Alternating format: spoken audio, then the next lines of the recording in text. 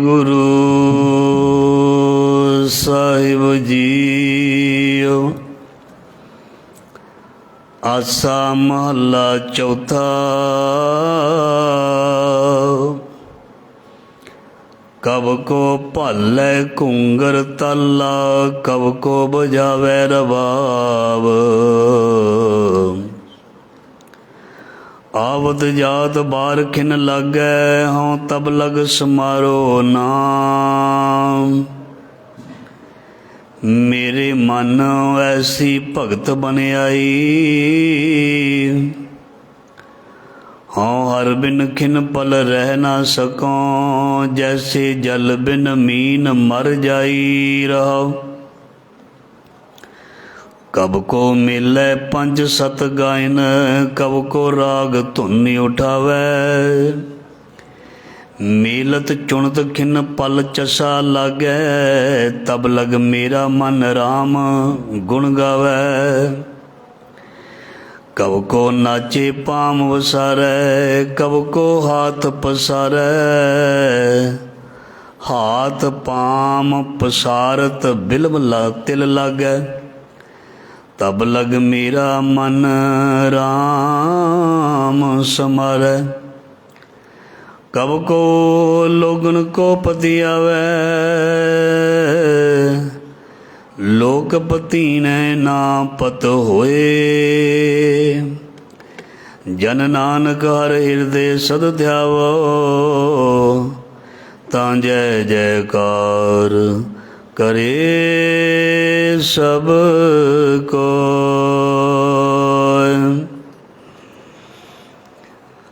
आए प्रभु शरणागति,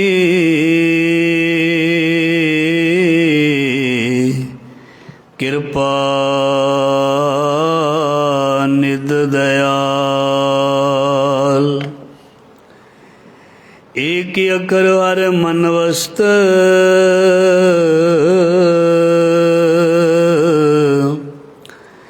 नानक होत निहाल। ज़ाहरा ज़हूर हाजरा हजूर, सर्व कला भरपूर समरथ गुरु। लोक परलोक दे रखियक, भगत वशल ज्ञान दे सागर। गुरुआं भगतां सिखां भट्टां दी इलाही बाणी। बाणी गुरु रूप दे विच, जोत रूप दे विच। धन धन श्री गुरु ग्रंथ साहिब जी महाराज।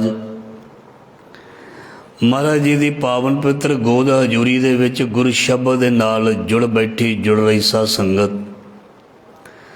धनता दे योग बड़ भागे हाँ, गुरु साहब ने मेहर कृपा कीती है। साडी बची हुई जिंदगी, बचे हुए सवास, रहिंदा होया समा लेखे विच लाउण दा महाराज जी ने मौका वक्त दिता। सो गुरु साहब जी मेहर करन, ये समा वक्त से जिहड़ा साडा सफल हो जावे। साडी यात्रा जिहड़ी है वो सफल हो जावे। साडा आउणा बैठना, सुनना, गाउणा, पढ़ना, देखना, करना, सोचना, विचारना, ये सारा सफल हो जावे। गुरु महाराज जी मेहर करन। महाराज जी विवेक बख्शो, बुद्धि बख्शो, ज्ञान बख्शो, मेहर करो, दया करो। आप जी दे शब्द विच मन जुड़ जाए और शब्द दे विच जो आप जी ने बख्शिश कीता है उहदी समझ लग जाए। समझ के समझ नूं समझ के समझ जाइए, समझ नूं समझ के समझ जाइए और अपने राह वल टुरे रहिए जां तुरे रहिए। अपनी मंजिल वल वधदे रहिए, अपने राह नूं देखदे रहिए, अपने निशाने नूं तकदे रहिए।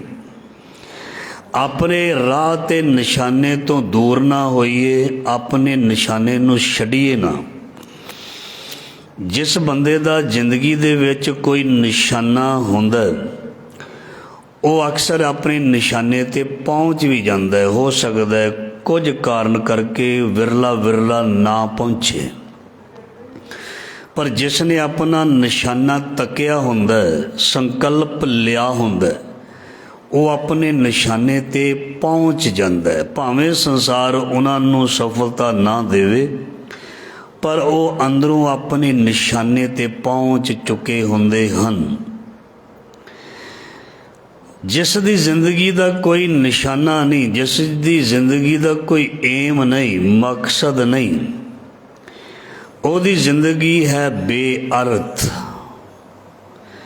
ਜਿਸ ਨੂੰ ਪਤਾ ਨਹੀਂ ਮੈਂ ਜ਼ਿੰਦਗੀ ਦੇ ਵਿੱਚ ਕਰਨ ਕੀ ਆਇਆ, ਕਮਾਉਣ ਕੀ ਆਇਆ, ਉਸ ਦੀ ਜਿਹੜੀ ਜ਼ਿੰਦਗੀ ਹੈ ਵਹ ਬੇਅਰਥ ਹੈ। ਉਹ ਅਗਿਆਨੀ ਇਨਸਾਨ ਹੈ। ਅਗਿਆਨਤਾ ਦੇ ਵਿੱਚ ਜੀਣਾ ਅੰਨਾ ਹੋ ਕੇ ਜਿਉਣਾ ਹੈ। ਜਿਵੇਂ ਅੰਨੇ ਦੀ ਜ਼ਿੰਦਗੀ ਜਿਹੜੀ ਹਨੇਰੇ ਵਾਲੀ ਹੁੰਦੀ ਹੈ, ਅਗਿਆਨੀ ਬੰਦੇ ਦੀ ਜ਼ਿੰਦਗੀ ਵੀ ਹਨੇਰੇ ਵਾਲੀ ਹੁੰਦੀ ਹੈ। ਸਾਨੂੰ ਸਭ ਨੂੰ ਪਤਾ ਹੋਣਾ ਚਾਹੀਦਾ ਹੈ ਅਸੀਂ ਇਸ ਜੱਗ 'ਤੇ ਕੀ ਕਰਨ ਆਏ ਹਾਂ। ਅਸੀਂ ਇਸ ਜੱਗ 'ਤੇ ਦਿਖਾਵੇ ਨੂੰ ਦਿਖਾਉਣ ਦੇ ਲਈ, ਦਿਖਾਵੇ ਲਈ ਨਹੀਂ ਆਏ। ਆਪਣੇ ਆਪ ਦਾ ਪ੍ਰਦਰਸ਼ਨ, ਕੇਵਲ ਆਪਣੀ ਕਲਾ ਦਾ ਪ੍ਰਦਰਸ਼ਨ, ਆਪਣੇ ਗਿਆਨ ਦਾ ਪ੍ਰਦਰਸ਼ਨ, ਆਪਣੀ ਪ੍ਰਤਿਭਾ ਦਾ ਪ੍ਰਦਰਸ਼ਨ ਕਰਨ ਨਹੀਂ ਆਏ। ਆਪਣੀ ਕਲਾ, ਗਿਆਨ ਜਾਂ ਕੋਈ ਵੀ ਨੁਕਤਾ ਹੈ ਉਹਨੂੰ ਦੂਸਰੇ ਵਿੱਚ ਸਾਂਝਾ ਕਰਕੇ ਗਿਆਨ ਨੂੰ ਵਧਾਉਣ ਦੇ ਲਈ ਆਏ ਹਾਂ। ਗਿਆਨ ਪ੍ਰਾਪਤ ਕਰਨ ਲਈ ਆਏ ਹਾਂ। ਗਿਆਨ ਨੂੰ ਕਮਾਉਣ ਦੇ ਲਈ ਆਏ ਹਾਂ।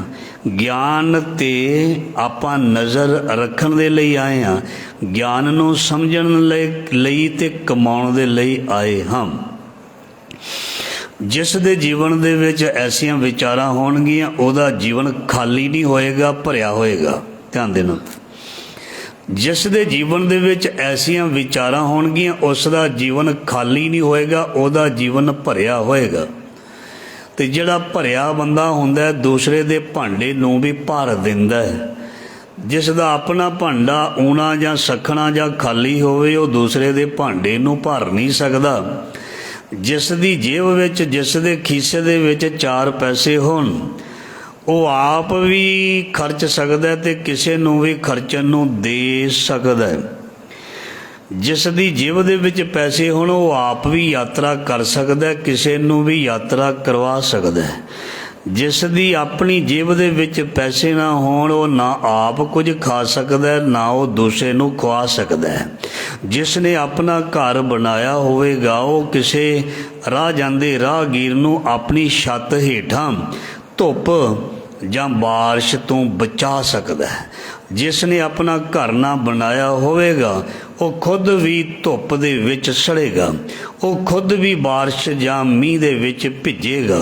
ਇਸ ਕਰਕੇ ਆਪਣੇ ਕੋਲ ਸੱਚ, ਨਾਮ, ਭਗਤੀ, ਗਿਆਨ, ਧਿਆਨ ਦਾ ਹੋਣਾ ਬਹੁਤ ਜ਼ਰੂਰੀ ਹੈ। ਜਿਸ ਨੂੰ ਕਹਿੰਦੇ ਨੇ ਇਹ ਫਕੀਰਾਂ ਵਾਲੀ ਮੰਜ਼ਿਲ। ਉਹਦੇ 'ਤੇ ਪਹੁੰਚਣ ਦੇ ਲਈ ਖੀਸੇ ਦੇ ਵਿੱਚ, ਬੋਝੇ ਦੇ ਵਿੱਚ, ਪੌਕਟ ਜੇਬ ਦੇ ਵਿੱਚ ਕੁਝ ਨਾ ਕੁਝ ਪੂੰਜੀ ਦਾ ਹੋਣਾ ਬਹੁਤ ਜ਼ਰੂਰੀ ਹੈ। ਇਸ ਕਰਕੇ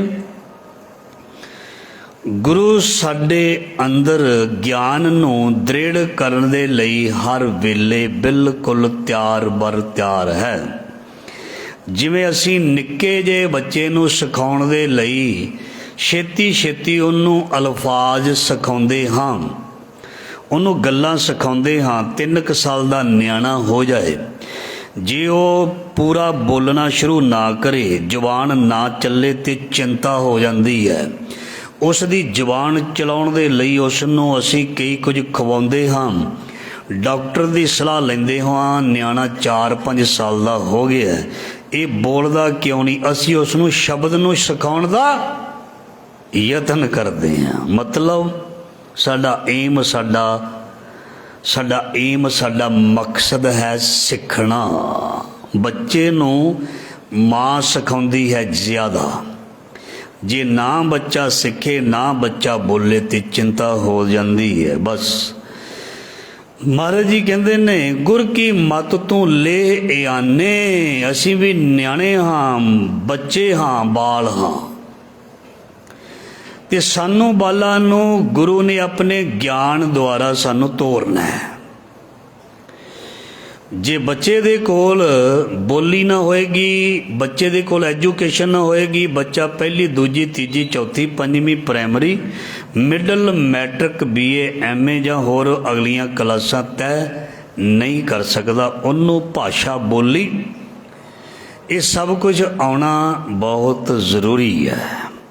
ਜਿਹਨੂੰ ਅਸੀਂ ਰੱਬ ਰੱਬ ਰੱਬ ਵਾਹਿਗੁਰੂ ਵਾਹਿਗੁਰੂ ਪਰਮਾਤਮਾ ਰਾਮ ਅੱਲਾ ਪ੍ਰਭੂ ਭਗਵਾਨ ਈਸ਼ਵਰ ਖੁਦਾ ਪਰਵਦਗਾਰ ਕਹਿੰਦੇ ਹਾਂ। ਜ਼ਿਆਦਾ ਲੋਕ ਨਹੀਂ ਵੀ ਮੰਨਦੇ, ਪਰ ਥੋੜ੍ਹੇ ਮੰਨਦੇ ਵੀ ਹਨ। ਉਹਨਾਂ ਨੂੰ ਵੀ ਪਤਾ ਹੋਣਾ ਚਾਹੀਦਾ ਹੈ ਵੀ ਇਸ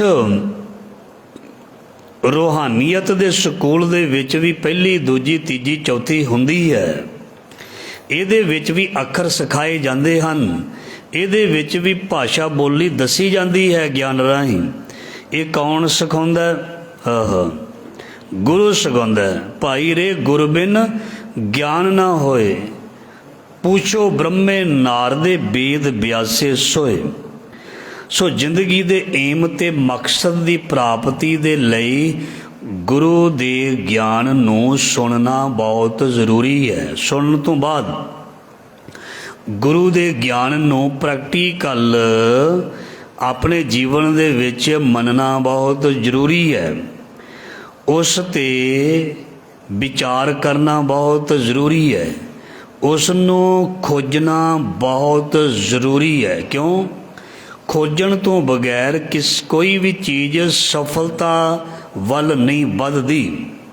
ਮਹਾਰਾਜ ਜੀ ਕਹਿੰਦੇ ਜੀਵਨ ਵੀ ਜ਼ਿੰਦਗੀ ਵੀ ਜਦੋਂ ਤੱਕ ਖੋਜੀ ਨਾ ਜਾਏ ਜ਼ਿੰਦਗੀ ਸਫਲਤਾ ਵੱਲ ਨਹੀਂ ਤੁਰਦੀ। ਬਾਣੀ ਵਿੱਚ ਲਿਖਿਆ ਖੋਜਤ ਖੋਜਤ ਖੋਜਿਆ ਨਾਮੇ ਬਿਨ ਸਭ ਕੂਰ। ਕਹਿੰਦੇ ਜਿਸ ਨੇ ਆਪਣੇ ਆਪ ਨੂੰ ਖੋਜਿਆ, ਜਿਸ ਨੇ ਬਾਣੀ ਦੇ ਸ਼ਬਦ ਨੂੰ ਖੋਜਿਆ, ਉਹਨੂੰ ਕੀ ਮਿਲਿਆ? ਉਹਨੂੰ ਸੰਸਾਰ ਕੂੜਾ ਲੱਗਾ। ਧਿਆਨ ਦੇਣਾ, ਉਹਨੂੰ ਸੰਸਾਰ ਕੂੜਾ ਲੱਗਾ। ਜਿਵੇਂ ਭਗਤ ਰਵਿਦਾਸ ਮਹਾਰਾਜ ਜੀ ਨੂੰ ਸਾਧੂ ਕੋਈ ਪਾਰਸ ਦੇ ਗਿਆ, ਕਹਿੰਦਾ ਵੀ ਝੁੱਗੀ ਝੌਂਪੜੀ ਤੇਰੀ ਦੇਖੀ ਨਹੀਂ ਜਾਂਦੀ, ਬੰਦਾ ਤੂੰ ਰੱਬ ਦਾ ਸਤਪੁਰਖ ਹੈ, ਭੋਲਾ ਹੈ, ਬੜੀ ਨੀਤ ਸਾਫ਼ ਹੈ, ਬੜਾ ਪਰਉਪਕਾਰੀ ਹੈ, ਗਰੀਬੀ ਨਹੀਂ ਦੇਖੀ ਜਾਂਦੀ, ਤੂੰ ਪਾਰਸ ਲੈ ਲੈ, ਇਹਦੇ ਨਾਲ ਅਮੀਰ ਹੋ ਜਾਈ। ਭਗਤ ਜੀ ਨੂੰ ਨਾਮ ਤੋਂ ਬਗੈਰ ਹੋਏ ਹੋਰ ਕੋਈ ਚੀਜ਼ ਪਾਰਸ ਨਹੀਂ ਸੀ ਲੱਗਦੀ। ਉਹ ਕਹਿੰਦੇ ਭਾਈ ਰੱਖ ਜਾ ਜਿੱਥੇ ਰੱਖਣਾ। ਉੱਥੇ ਰੱਖ ਗਿਆ ਤੇ ਕਾਫੀ ਸਮੇਂ ਬਾਅਦ ਉਹ ਵਾਪਸ ਆ ਕੇ ਦੇਖਦਾ ਇਹ ਤੇ ਝੁੱਗੀ ਝੌਂਪੜੀ ਉਸੇ ਤਰ੍ਹਾਂ ਇਸ ਭਗਤ ਦੀ ਹੈ, ਇਹ ਅਮੀਰ ਕਿਉਂ ਨਹੀਂ ਹੋਇਆ? ਉਹ ਭਗਤ ਜੀ ਨੂੰ ਪੁੱਛਦਾ ਮੈਂ ਤੇ ਤੁਹਾਨੂੰ ਬੜਾ ਕੀਮਤੀ ਕੋਈ ਧਾਤ ਪਾਰਸ ਦੇ ਕੇ ਗਿਆ ਸੀ, ਤੁਸੀਂ ਅਮੀਰ ਕਿਉਂ ਨਹੀਂ ਹੋਏ? ਕਹਿੰਦੇ ਸਾਡੇ ਲਈ ਪਾਰਸ ਹੋਵੇ ਕੰਚਨ ਹੋਵੇ ਜੋ ਮਰਜ਼ੀ ਹੋਵੇ, ਸਾਨੂੰ ਉਹਦੇ ਨਾਲ ਮਤਲਬ ਨਹੀਂ ਹੈ, ਸਾਨੂੰ ਉਹਦੇ ਨਾਲ ਕੋਈ ਪਿਆਰ ਨਹੀਂ ਹੈ। ਸਾਡੇ ਲਈ ਤੇ ਉਹ ਮਿੱਟੀ ਹੈ, ਖਾਕ ਹੈ। ਸਾਡੇ ਲਈ ਗੁਰ ਪਾਰਸ, ਸਾਡੇ ਲਈ ਗੁਰੂ ਪਾਰਸ ਹੈ। ਹਮ ਲੋ ਮਿਲ ਕੰਚਨ ਹੋਆ ਰਾਮ। ਸਾਡੇ ਲਈ ਦੁਨਿਆਵੀ ਜਿਹੜੀਆਂ ਚੀਜ਼ਾਂ ਤੇ ਪਦਾਰਥਾਂ ਦੀ ਕੋਈ ਵੈਲਿਊ ਨਹੀਂ, ਉਹਨੂੰ ਕੂੜਾ ਸਮਝਦੇ ਨੇ, ਕੂੜਾ। ਸਾਡੇ ਲਈ ਪੈਸਾ ਧਨ ਦੌਲਤ ਤੇ ਹੋਰ ਦੁਨੀਆ ਦੀਆਂ ਬੜੀਆਂ ਮਹਿੰਗੀਆਂ ਚੀਜ਼ਾਂ, ਕੀਮਤੀ ਗਹਿਣੇ ਗੱਡੀਆਂ, ਸਾਡੇ ਲਈ ਇਹ ਕੀਮਤੀ ਹੈ। ਪਰ ਭਗਤਾਂ ਲਈ ਸੋਚ ਕੀਮਤੀ ਹੈ, ਉੱਚਾ ਸੁੱਚਾ ਜੀਵਨ ਕੀਮਤੀ ਹੈ। ਵੈਸੇ ਜੀਵਨ ਕੀਮਤੀ ਹੁੰਦਾ, ਬੰਦੇ ਦੀ ਇੱਜ਼ਤ ਕੀਮਤੀ ਹੁੰਦੀ ਹੈ, ਜ਼ਮੀਰ ਕੀਮਤੀ ਹੁੰਦੀ ਹੈ, ਔਰ ਬੰਦੇ ਦਾ ਸੁਭਾਅ ਕੀਮਤੀ ਹੁੰਦਾ, ਵਿਚਾਰ ਕੀਮਤੀ ਹੁੰਦੇ ਨੇ। ਚੀਜ਼ਾਂ ਦੇ ਤੇ ਮੁੱਲ ਪੈ ਜਾਂਦੇ ਨੇ। ਜਿਹੜੀ ਗੱਡੀ ਅਸੀਂ 10 ਲੱਖ ਦੀ ਖਰੀਦੀ ਹੈ ਉਹ 10 ਸਾਲਾਂ ਬਾਅਦ 2.5 ਲੱਖ ਦੀ, 2 ਲੱਖ ਦੀ, 1 ਲੱਖ ਦੀ ਵਿਕਦੀ ਹੈ। ਇਹਨਾਂ ਚੀਜ਼ਾਂ ਦੇ ਮੁੱਲ ਘਟਦੇ ਨੇ, ਵੱਧਦੇ ਨੇ, ਪਰ ਇੱਜ਼ਤ ਦਾ ਕੋਈ ਮੁੱਲ ਨਹੀਂ। ਜ਼ਮੀਰ ਜਾਗਦੀ ਦਾ ਕੋਈ ਮੁੱਲ ਨਹੀਂ, ਮਰੀ ਜ਼ਮੀਰ ਦੀ ਗੱਲ ਨਹੀਂ। ਜਾਗਦੀ ਜ਼ਮੀਰ ਦੀ ਕੋਈ ਕੀਮਤ ਨਹੀਂ ਦੇ ਸਕਦਾ, ਸ਼ਬਦ ਦੀ ਕੋਈ ਕੀਮਤ ਨਹੀਂ ਦੇ ਸਕਦਾ, ਵਿਚਾਰ ਦੀ ਕੋਈ ਕੀਮਤ ਨਹੀਂ ਦੇ ਸਕਦਾ।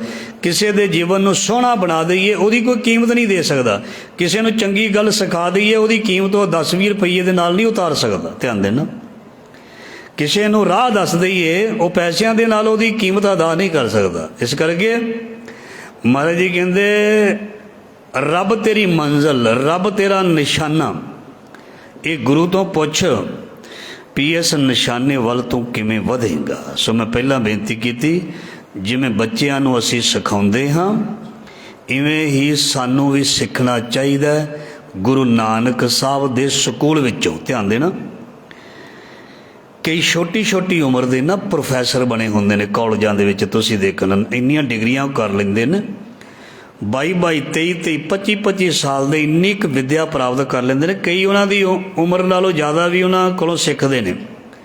ਕਈ ਨੌਕਰੀ ਲੱਗ ਕੇ ਵੀ BA MA ਬਾਅਦ 'ਚ ਕਰਦੇ ਨੇ। ਘੱਟ ਉਮਰ ਵਾਲਿਆਂ ਕੋਲੋਂ ਵੀ ਵਿੱਦਿਆ ਲੈਂਦੇ ਨੇ। ਗੱਲ ਉਮਰ ਦੀ ਨਹੀਂ ਹੈ, ਗੱਲ ਉਮਰ ਦੀ ਨਹੀਂ ਹੈ, ਗੱਲ ਵਿਦਵਤਾ ਦੀ ਹੈ, ਗੱਲ ਗਿਆਨ ਦੀ ਹੈ, ਗੱਲ ਨੌਲੇਜ ਦੀ ਹੈ, ਗੱਲ ਰੱਬ ਦੀ ਕਿਰਪਾ ਦੀ ਹੈ।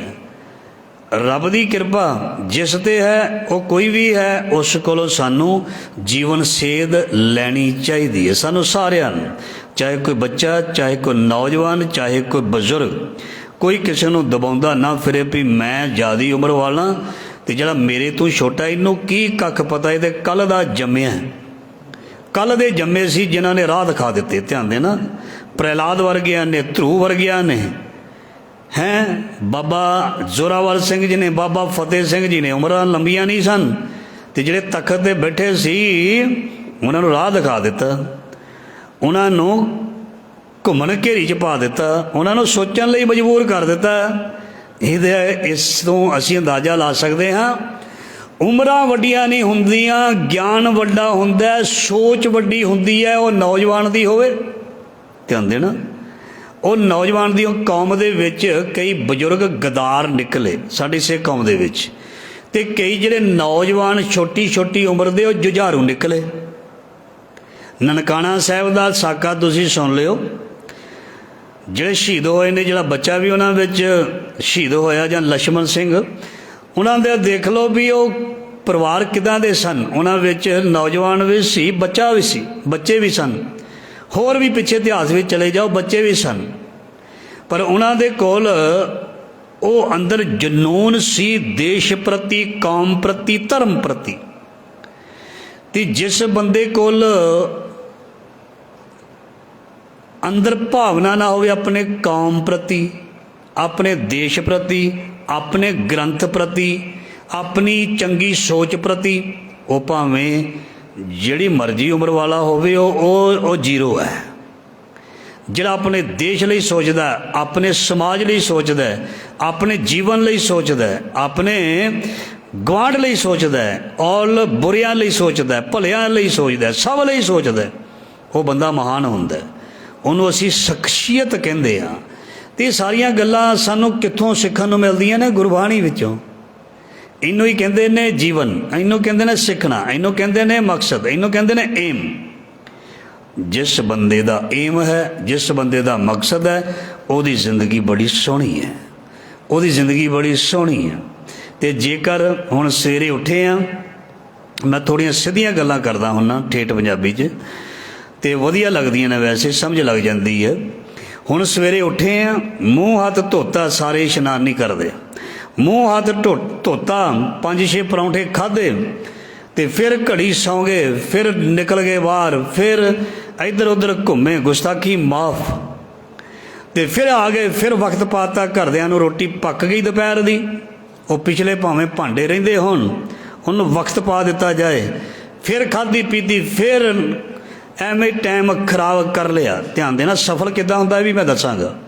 ਫਿਰ ਘੁੰਮ ਕੇ ਗੱਲਾਂ ਬਾਤਾਂ, ਨਿੰਦਿਆ ਚੁਗਲੀ, ਝੂਠ ਮਾਰ ਕੇ ਫਿਰ ਸ਼ਾਮ ਹੋਈ, ਫਿਰ ਰੋਟੀ ਵੱਲ ਧਿਆਨ। ਪਸ਼ੂ ਹੈ ਮਹਾਰਾਜ ਜੀ ਕਹਿੰਦੇ, ਤੂੰ ਇਨਸਾਨ ਹੈ, ਤੂੰ ਪਸ਼ੂ ਥੋੜ੍ਹੋ ਹੈ। ਕੇਵਲ ਖਾ ਲਿਆ, ਪੀ ਲਿਆ ਅਤੇ ਤਿਆਗ ਦਿੱਤਾ, ਇਹ ਪਸ਼ੂ ਕਰਦੇ ਨੇ। ਕਰਮ ਪਸ਼ੂ ਨਹੀਂ ਕਰਦੇ। ਖੁੰਡੇ ਜਾਂ ਕਿੱਲੇ ਤੋਂ ਖੁੱਲ੍ਹ ਕੇ, ਧਿਆਨ ਦੇਣਾ, ਖੁੰਡੇ ਜਾਂ ਕਿੱਲੇ ਤੋਂ ਖੁੱਲ੍ਹ ਕੇ ਕਿਸੇ ਦੀ ਮਦਦ ਕਰਨ ਨਹੀਂ ਜਾਂਦੇ, ਕਿਸੇ ਦਾ ਭਲਾ ਕਰਨ ਪਸ਼ੂ ਨਹੀਂ ਜਾਂਦੇ, ਇਨਸਾਨ ਜਾ ਸਕਦਾ ਹੈ। ਪਸ਼ੂ ਸਤਸੰਗ ਕਰਨ ਨਹੀਂ ਜਾਂਦੇ, ਇਨਸਾਨ ਜਾ ਸਕਦਾ। ਜੇ ਇਨਸਾਨ ਨਹੀਂ ਜਾਂਦਾ ਤਾਂ ਪਸ਼ੂ ਹੈ। ਮਹਾਰਾਜ ਜੀ ਕਹਿੰਦੇ ਨੇ, ਪਸ਼ੂ ਕਰੇ ਚੰਗਿਆਈਆਂ ਖੜਕਾਵੇ ਅੰਮ੍ਰਿਤ ਦੇ। ਪਸ਼ੂ ਖਰੇ ਨੇ, ਪਸ਼ੂ ਚੰਗੇ ਨੇ। ਇਸ ਕਰਕੇ जे जीवन यही है भी खा लिया पी लिया सौ लिया, खा लिया पी लिया सौ लिया, झगड़ा कर लिया, निंदिया कर ली, चुगली कर ली, इनू जीवन थोड़ो कहते ने। जे मनुख विला है, जे अखां चलदियां ने, ध्यान देना, जे हथ पैर चलते ने तो सतसंग वल भी जा सकता है। जे पढ़िया लिखिया बंदा पंजाबी पढ़नी आउंदी है तो वह गुरबाणी पढ़ सकता है, एडा वड्डा इतिहास है वह पढ़ सकता है, वह पढ़ सकता है। जे किसी को किताबां नहीं तो भाई लै जाया करो इत्थों, वो इतिहास पढ़ सकता है, कवितावां पढ़ सकता है, लेख पढ़ सकता है, होर बड़ा लिटरेचर है शॉर्ट दे विच, संखेप दे विच वो पढ़ सकता है। चंगे कोई संपादकी पढ़ सकता है, चंगे लेख पढ़ सकता है, धर्म विरसा पढ़ सकता है। पर जे उसने हुण पढ़ना ही नहीं, जे कुछ भी नहीं आउंदा, एक बंदा कहता मैं पढ़िया लिखिया नहीं। अजकल इन्ना सिस्टम वधिया हो गया, इन्ना कुछ आ चुका है तो वह सब कुछ सुन सकता है। वो कथा सुन सकता है, कीर्तन सुन सकता है, गुरु ग्रंथ साहब जी का सहज पाठ सुन सकता है, कम कार करदा, पर सुनन दी, जानन दी, करन दी इच्छा जिस विच होवे वो कर सकता है। जिसने बहाना लाउणा, ध्यान देना, वो कुछ भी नहीं कर सकता, वो जीवन में कामयाब भी नहीं हो सकता। जीवन में कामयाबी उन्होंने ही मिलियां जिन्हों ने मेहनत कीतियां, जिन्हीं नाम ध्याया गए मशक्कत घाल उदम करेंदियां जियो तू कमावदिया सुख पुंच। जे रब नूं किसी ने प्राप्त करना तो उन्होंने भी अमृत वेले की कमाई करनी पेगी, दिन वेले कमाई करनी पेगी, शाम वेले कमाई करनी पेगी, सुत्तियां वेले भी रब नूं याद करना पेगा, कमाई करनी पेगी, तां रब मिलदा। रब किहड़ा बहुता सौखा है, उन्होंने भी कमाउण दे लई, उन्होंने भी प्राप्त करने दे लई मेहनत करनी पैंदी, उन्होंने याद करना पैंदा है। जिवें बच्चे नूं ऐसे याद करना पैंदा है, पोएम याद करनी पैंदी है, तां ही लिखदा। जे वो ना याद करे तो वह लिख नहीं सकता एग्जाम विच। ते जे सानू भी शब्द दा भाव ना आया, शब्द दा सार अंश या भाव अर्थ ये ना आया तो साडा जीवन भी ये कह सकते हाँ एम तो रहता, विदाउट एम है, मंतव नहीं। सो जिस दे जीवन का कोई लक्ष्य नहीं, एम नहीं, संकल्प नहीं, वह जीवन व्यर्थ है। इस करके कोई टीचा, कोई निशाना लैके जीवन वाल अगे वधीदा।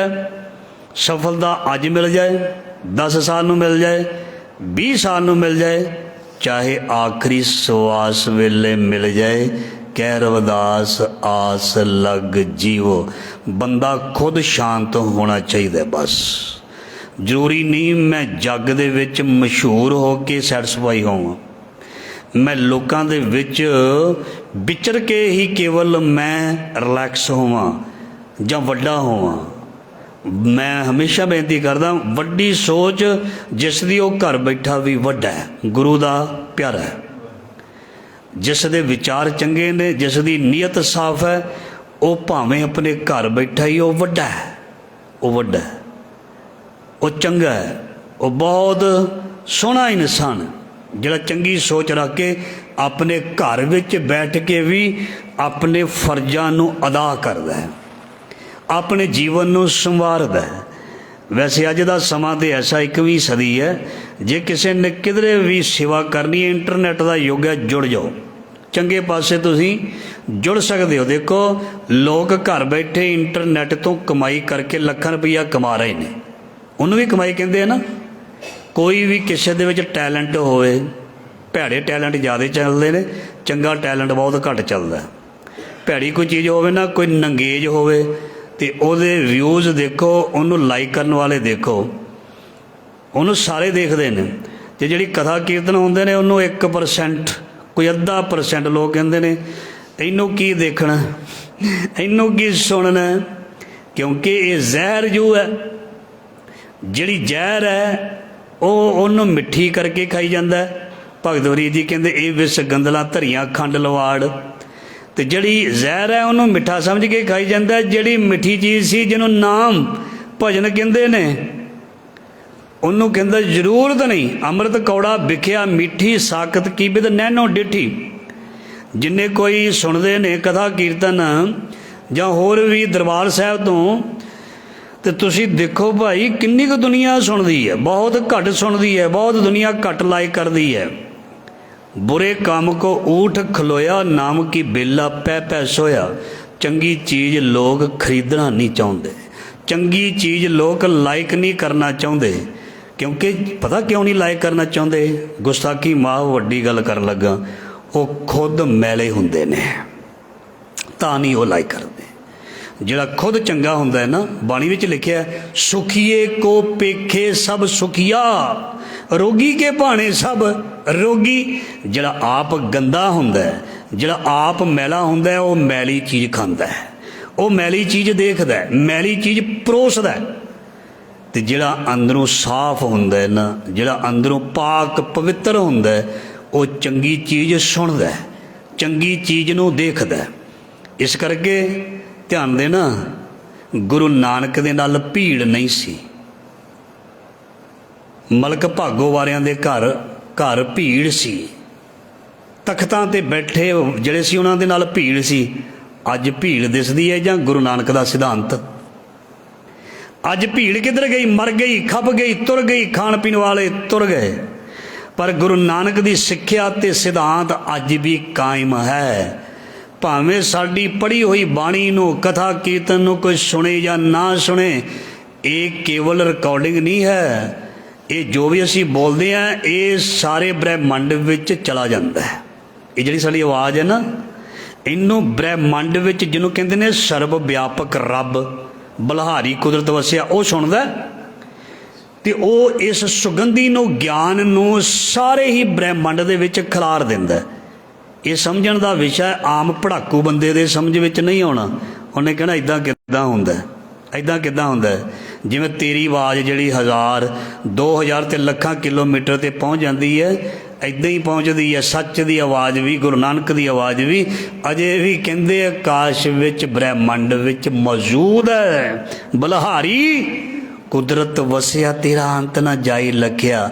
ਇਸ ਕਰਕੇ ਸੱਚ ਨੂੰ ਸੁਣਿਆ ਕਰੀਏ, ਚੋਟਾਂ ਖਾਇਆ ਕਰੀਏ।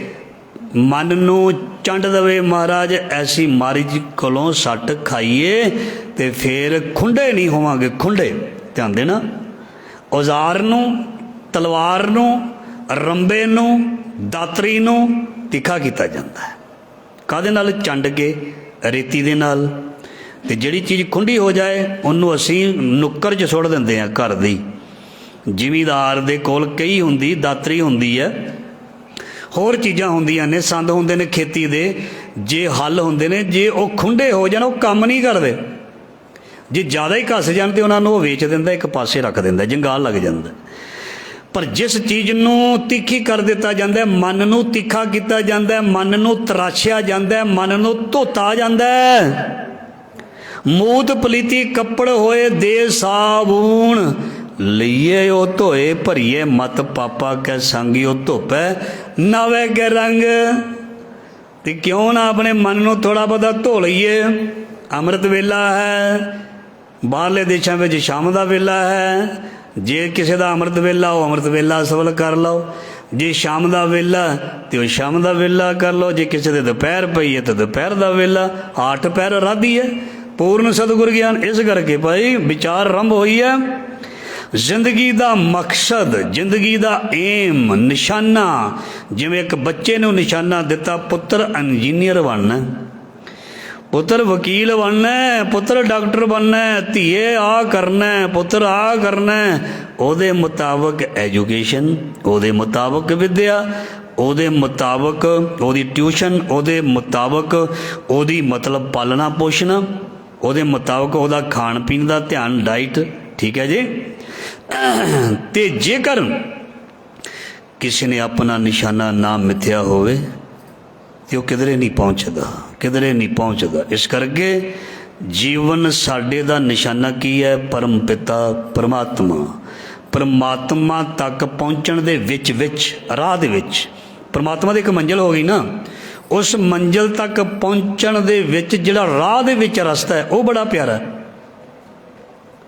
ਉਹ ਰਸਤਾ ਬੜਾ ਪਿਆਰਾ, ਉਹਦੇ ਵਿੱਚ ਬਹੁਤ ਸਾਰਿਆਂ ਨੇ ਸਾਨੂੰ ਮਿਲਣਾ, ਇੱਦਾਂ ਦਿਆਂ ਨੇ ਮਿਲਣਾ ਜਿਨ੍ਹਾਂ ਨੇ ਸਾਨੂੰ ਗੱਲ ਵਕੜੀ ਪਾ ਲੈਣੀ ਹੈ। ਕੁਝ ਐਸੇ ਵੀ ਮਿਲਣਗੇ ਜਿਨ੍ਹਾਂ ਨੇ ਠੇਡਾ ਦੇ ਕੇ ਸਾਨੂੰ ਸੁੱਟ ਦੇਣਾ, ਅਤੇ ਜਿਹੜੇ ਭਗਤ ਨੇ ਉਹਨਾਂ ਨੇ ਆਨੰਦ ਵਿੱਚ ਤੁਰੇ ਰਹਿਣਾ। ਬਾਣੀ ਵਿੱਚ ਕੀ ਲਿਖਿਆ? ਭਗਤਾਂ ਕੀ ਚਾਲ ਨਿਰਾਲੀ, ਚਾਲਾ ਨਿਰਾਲੀ ਭਗਤਾਂ ਕੇਰੀ, ਬਿਖਮ ਮਾਰਗ ਚੱਲਣਾ, ਲੱਭ ਲੋਭ ਅਹੰਕਾਰ ਤਜ ਤ੍ਰਿਸ਼ਨਾ ਬਹੁਤ ਨਹੀਂ ਬੋਲਣਾ। ਭਗਤ ਜਿਹੜੇ ਨੇ, ਜਿਹੜੇ ਬੰਦੇ ਕਾਮਯਾਬ ਹੋਣ ਵਾਲੇ ਹੈ ਨਾ, ਧਿਆਨ ਦੇਣਾ, ਉਹ ਪਿੱਛੇ ਨਹੀਂ ਦੇਖਦੇ, ਉਹ ਭੌਂਕਣ ਵਾਲਿਆਂ ਵੱਲ ਨਹੀਂ ਦੇਖਦੇ। ਮੈਂ ਸਿਰੇ ਸਿਰੇ ਲਫ਼ਜ਼ ਨਹੀਂ ਕਹਿਣਾ ਚਾਹੁੰਦਾ, ਉਹ ਜੋ ਮਰਜ਼ੀ ਬੋਲਣ ਜਾਣ, ਦੁਨੀਆ ਜੋ ਮਰਜ਼ੀ ਕਹੀ ਜਾਵੇ। ਜਿਨ੍ਹਾਂ ਨੇ ਸਫਲਤਾ ਪ੍ਰਾਪਤ ਕਰਨੀ ਹੈ, ਜਿਨ੍ਹਾਂ ਨੇ ਅੱਗੇ ਵਧਣਾ, ਜਿਨ੍ਹਾਂ ਨੇ ਮੰਜ਼ਿਲ ਪ੍ਰਾਪਤ ਕਰਨੀ ਹੈ, ਜਿਨ੍ਹਾਂ ਨੇ ਭਲਾ ਕਰਨਾ, ਜਿਹੜੀ ਮਰਜ਼ੀ ਦੁਨੀਆ ਦੀ ਤਾਕਤ ਉਹਨਾਂ ਨੂੰ ਰੋਕੀ ਜਾਏ, ਉਹ ਨਹੀਂ ਰੋਕ ਸਕਦੇ। ਉਹਨਾਂ ਨੇ ਚੱਲੇ ਜਾਣਾ, ਪਰ ਉਹਨਾਂ ਦਾ ਨਿਸ਼ਾਨਾ ਹੋਣਾ ਚਾਹੀਦਾ, ਉਹਨਾਂ ਦੇ ਅੰਦਰ ਦ੍ਰਿੜਤਾ ਹੋਣੀ ਚਾਹੀਦੀ ਵੀ ਇਹ ਕਾਰਜ ਕਰਨਾ ਹੀ ਕਰਨਾ, ਕੰਮ ਕਰਨਾ ਹੀ ਕਰਨਾ। ਉਹਨਾਂ ਨੂੰ ਕੋਈ ਰੋਕ ਨਹੀਂ ਸਕਦਾ, ਜੋ ਮਰਜ਼ੀ ਦੁਨੀਆ ਕਰੀ ਜਾਏ। ਮਹਾਰਾਜ ਜੀ ਪੰਜਵੇਂ ਪਾਤਸ਼ਾਹ ਕਹਿੰਦੇ ਨੇ, ਰੱਤੇ ਸਹੀ ਜੇ ਮੁੱਖ ਨਾ ਮੋੜਨ। ਜਿਹੜੇ ਰੰਗੇ ਹੁੰਦੇ ਨੇ, ਜਿਨ੍ਹਾਂ ਦੇ ਅੰਦਰ ਭਾਵਨਾ ਜਨੂਨ ਪੈਦਾ ਹੋ ਜਾਏ, ਮਹਾਰਾਜ ਜੀ ਕਹਿੰਦੇ ਉਹ ਮੁੱਖ ਨਹੀਂ ਮੋੜਦੇ, ਉਹ ਨਹੀਂ ਪਿੱਛੇ ਮੁੜਦੇ। ਧਿਆਨ ਦੇਣਾ, ਕਿਸੇ ਵੀ ਸਫਲਤਾ ਨੂੰ ਹਾਸਲ ਕਰਨ ਦੇ ਲਈ ਕਸ਼ਟ ਸਹਿਣਾ ਪਏਗਾ। ਮਾਊਂਟ ਐਵਰੈਸਟ ਚੋਟੀ ਹੈ, ਉੱਥੇ ਐਵੇਂ ਥੋੜ੍ਹਾ ਪਹੁੰਚ ਜਾਂਦੇ। ਸਾਡੀਆਂ ਧੀਆਂ ਪਹੁੰਚੀਆਂ ਨੇ, ਬੱਚੇ ਪਹੁੰਚੇ ਨੇ, ਨੌਜਵਾਨ ਪਹੁੰਚੇ ਨੇ, ਅਤੇ ਮਾਊਂਟ ਐਵਰੈਸਟ ਦੀ ਉਚਾਈ 'ਤੇ ਕੋਈ ਐਵੇਂ ਥੋੜ੍ਹਾ ਪਹੁੰਚ ਗਿਆ। ਉਹਨੂੰ ਬਹੁਤ ਮਿਹਨਤ ਕਰਨੀ ਪਈ, ਉਹਨੂੰ ਠੁੱਡੇ ਵੀ ਲੱਗੇ, ਉਹਨੂੰ ਠੰਡ ਵੀ ਲੱਗੀ, ਉਹਨੂੰ ਹਨੇਰੀਆਂ ਦਾ ਵੀ ਸਾਹਮਣਾ ਕਰਨਾ ਪਿਆ। ਗੁਰੂ ਨਾਨਕ ਮਹਾਰਾਜ ਜੀ ਨੇ ਨਾਨਕ ਨਿਰਮਲ ਪੰਥ ਚਲਾਇਆ, ਉਹ ਐਵੇਂ ਥੋੜ੍ਹਾ ਐਡਾ ਵੱਡਾ ਸਿਧਾਂਤ ਦੇ ਗਏ। ਉਹਨਾਂ ਨੂੰ ਵੱਟੇ ਵੀ ਖਾਣੇ ਪਏ, ਲੋਕਾਂ ਨੇ ਡੰਡੇ ਲੈ ਕੇ ਉਹਨਾਂ ਦੇ ਪਿੱਛੇ ਭੱਜੇ। ਉਹ ਮਹਾਰਾਜ ਜੀ ਵੀ ਕਹਿੰਦੇ ਅਸੀਂ ਵੀ ਅੱਗੇ ਅੱਗੇ ਭੱਜੇ, ਉਹ ਸਾਡੇ ਪਿੱਛੇ ਪਿੱਛੇ। ਕਹਿੰਦੇ ਪਰ ਅਸੀਂ ਆਪਣਾ ਉਹ ਲਕਸ਼, ਆਪਣਾ ਏਮ, ਆਪਣਾ ਜਿਹੜਾ ਸੀ ਮਕਸਦ, ਉਹਨੂੰ ਨਹੀਂ ਛੱਡਿਆ, ਉਸ ਲਾਈਨ ਨੂੰ ਨਹੀਂ ਛੱਡਿਆ ਜਿਹਨੂੰ ਕਹਿੰਦੇ ਨੇ ਗੁਰਮਤ, ਗੁਰਮਤ ਪੈਂਡਾ, ਗੁਰਮਤ ਮਾਰਗ, ਉਹ ਨਹੀਂ ਛੱਡਿਆ। ਉਹ ਸਾਡੇ ਗੁਰੂ, ਸਾਡੇ ਭਗਤ, ਸਾਡੇ ਸਿੱਖ, ਸਾਡੇ ਸੰਤ, ਸਾਡੇ ਮਹਾਤਮਾ, ਸਾਡੇ ਗੁਰਸਿੱਖ ਭਾਈ, ਸਾਰੇ ਉਸ ਰਸਤੇ 'ਤੇ ਚੱਲਦੇ ਗਏ। ਉਹਨਾਂ ਨੂੰ ਕਸ਼ਟ ਆਏ। ਜਿਹੜਾ ਰਸਤੇ 'ਤੇ ਚੱਲੇਗਾ ਹੀ ਨਹੀਂ, ਉਹਨੂੰ ਕਸ਼ਟ ਨਹੀਂ ਆਏਗਾ। ਉਹਨੂੰ ਕਾਹਦਾ ਕਸ਼ਟ? ਜਿਹੜਾ ਸਕੂਲ ਨਹੀਂ ਜਾਏਗਾ, ਉਹਨੂੰ ਕਾਹਦੀ ਕੁੱਟ ਦਾ ਡਰ? ਉਹਨੂੰ ਨਾ ਵਰਦੀ ਦਾ ਡਰ, ਨਾ ਕੁੱਟ ਦਾ ਡਰ, ਨਾ ਪੜ੍ਹਾਈ ਦਾ ਡਰ, ਨਾ ਅਨੁਸ਼ਾਸਨ ਦਾ ਡਰ, ਡਿਸਿਪਲਨ ਦਾ ਡਰ। ਕਾਹਦਾ ਡਰ? ਉਹ ਤਾਂ ਸਕੂਲ ਗਿਆ ਹੀ ਨਹੀਂ। ਅਤੇ ਜਿਹੜਾ ਜਾਂਦਾ ਹੈ, ਉਹਦੇ 'ਤੇ ਬਹੁਤ ਜ਼ਿਆਦਾ ਕਾਨੂੰਨ, ਡਿਸਿਪਲਨ, ਅਨੁਸ਼ਾਸਨ ਲਾਗੂ ਹੁੰਦਾ, ਅਤੇ ਉਹ ਪਾਲਣਾ ਥੋੜ੍ਹਾ ਔਖਾ ਹੁੰਦਾ। ਪਰ ਜਿਹੜਾ ਪਾਲਣਾ ਕਰ ਲੈਂਦਾ, ਉਹ ਇੱਕ ਦਿਨ ਆਫਿਸਰ ਬਣ ਜਾਂਦਾ ਹੈ, ਇੱਕ ਦਿਨ ਬਹੁਤ ਵੱਡਾ ਬੰਦਾ ਬਣ ਜਾਂਦਾ ਹੈ, ਉਹ ਸ਼ਖਸੀਅਤ ਬਣ ਜਾਂਦਾ ਹੈ। ਉਹ ਸਮਾਜ ਵਿੱਚ, ਉਹ ਦੇਸ਼ ਵਿੱਚ, ਉਹ ਕੌਮ ਦੇ ਵਿੱਚ ਇੱਕ ਐਸੀ ਸ਼ਖਸੀਅਤ ਬਣ ਜਾਂਦਾ ਹੈ ਜਿਹਨੂੰ ਲੋਕ ਰਹਿੰਦੀ ਦੁਨੀਆ ਤੱਕ ਯਾਦ ਕਰਦੇ ਨੇ। ਸੋ ਗੁਰਮਤਿ ਵਿਚਾਰਾਂ ਬਹੁਤ ਪਿਆਰੀਆਂ ਮਹਾਰਾਜ ਜੀ ਕਰਵਾ ਰਹੇ ਨੇ। ਆਓ ਸ਼ਬਦ ਜੋ ਸਾਡਾ ਲੜੀਵਾਰ ਹੈ ਉਹ ਨਾ ਰਹਿ ਜਾਏ, ਕਿਉਂਕਿ ਗੁਰਬਾਣੀ ਅਥਾਹ ਸਮੁੰਦਰ ਹੈ ਅਤੇ ਇਹਦਾ ਕੋਈ ਅੰਤ ਨਹੀਂ, ਕਿਉਂਕਿ ਪਰਮਾਤਮਾ ਬੇਅੰਤ ਹੈ। ਸੋ ਅੱਜ ਦਾ ਸ਼ਬਦ ਜਿਹੜਾ ਹੈ ਮਹਾਰਾਜ ਜੀ ਦੇ ਚੌਥੇ ਪਾਤਸ਼ਾਹ ਦਾ 368 ਅੰਗ ਦੇ ਉੱਪਰ, ਆਸਾ ਮਹੱਲਾ ਚੌਥਾ। ਕਬ ਕੋ ਭਾਲੇ ਘੁੰਗਰ ਤਾਲਾ, ਕਬ ਕੋ ਬਜਾਵੇ ਰਵਾਬ। ਮਹਾਰਾਜ ਜੀ ਕਹਿੰਦੇ ਰੱਬ ਨੂੰ ਲੱਭਣ ਦੇ ਲਈ ਲੋਕ ਨਾ ਇਹ ਤਾਲ ਵਜਾਉਂਦੇ ਨੇ, ਇੰਸਟਰੂਮੈਂਟ ਰਾਹੀਂ ਗਾਉਂਦੇ ਨੇ। ਕੋਈ ਸਿਤਾਰ ਵਜਾਉਂਦਾ, ਕੋਈ ਵਾਜਾ ਵਜਾਉਂਦਾ, ਹਾਂਜੀ, ਕੋਈ ਕੁਛ ਵਜਾਉਂਦਾ। ਕਈ ਤਰ੍ਹਾਂ ਦੇ ਸਾਜ਼ ਨੇ, ਬਹੁਤ ਸਾਜ਼ ਨੇ, ਸਾਨੂੰ ਨਾਂ ਵੀ ਨਹੀਂ ਪਤਾ ਹੋਣੇ।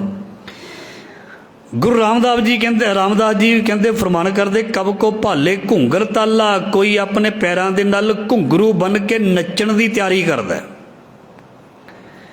ਨੱਚਣ ਦੇ ਲਈ ਕਿ ਜਿਹੜੇ ਪ੍ਰੋਪਰ ਨੱਚਦੇ ਨੇ, ਉਹ ਪੈਰਾਂ ਦੇ ਵਿੱਚ ਘੁੰਗਰੂ ਵੀ ਬਣਦੇ ਨੇ।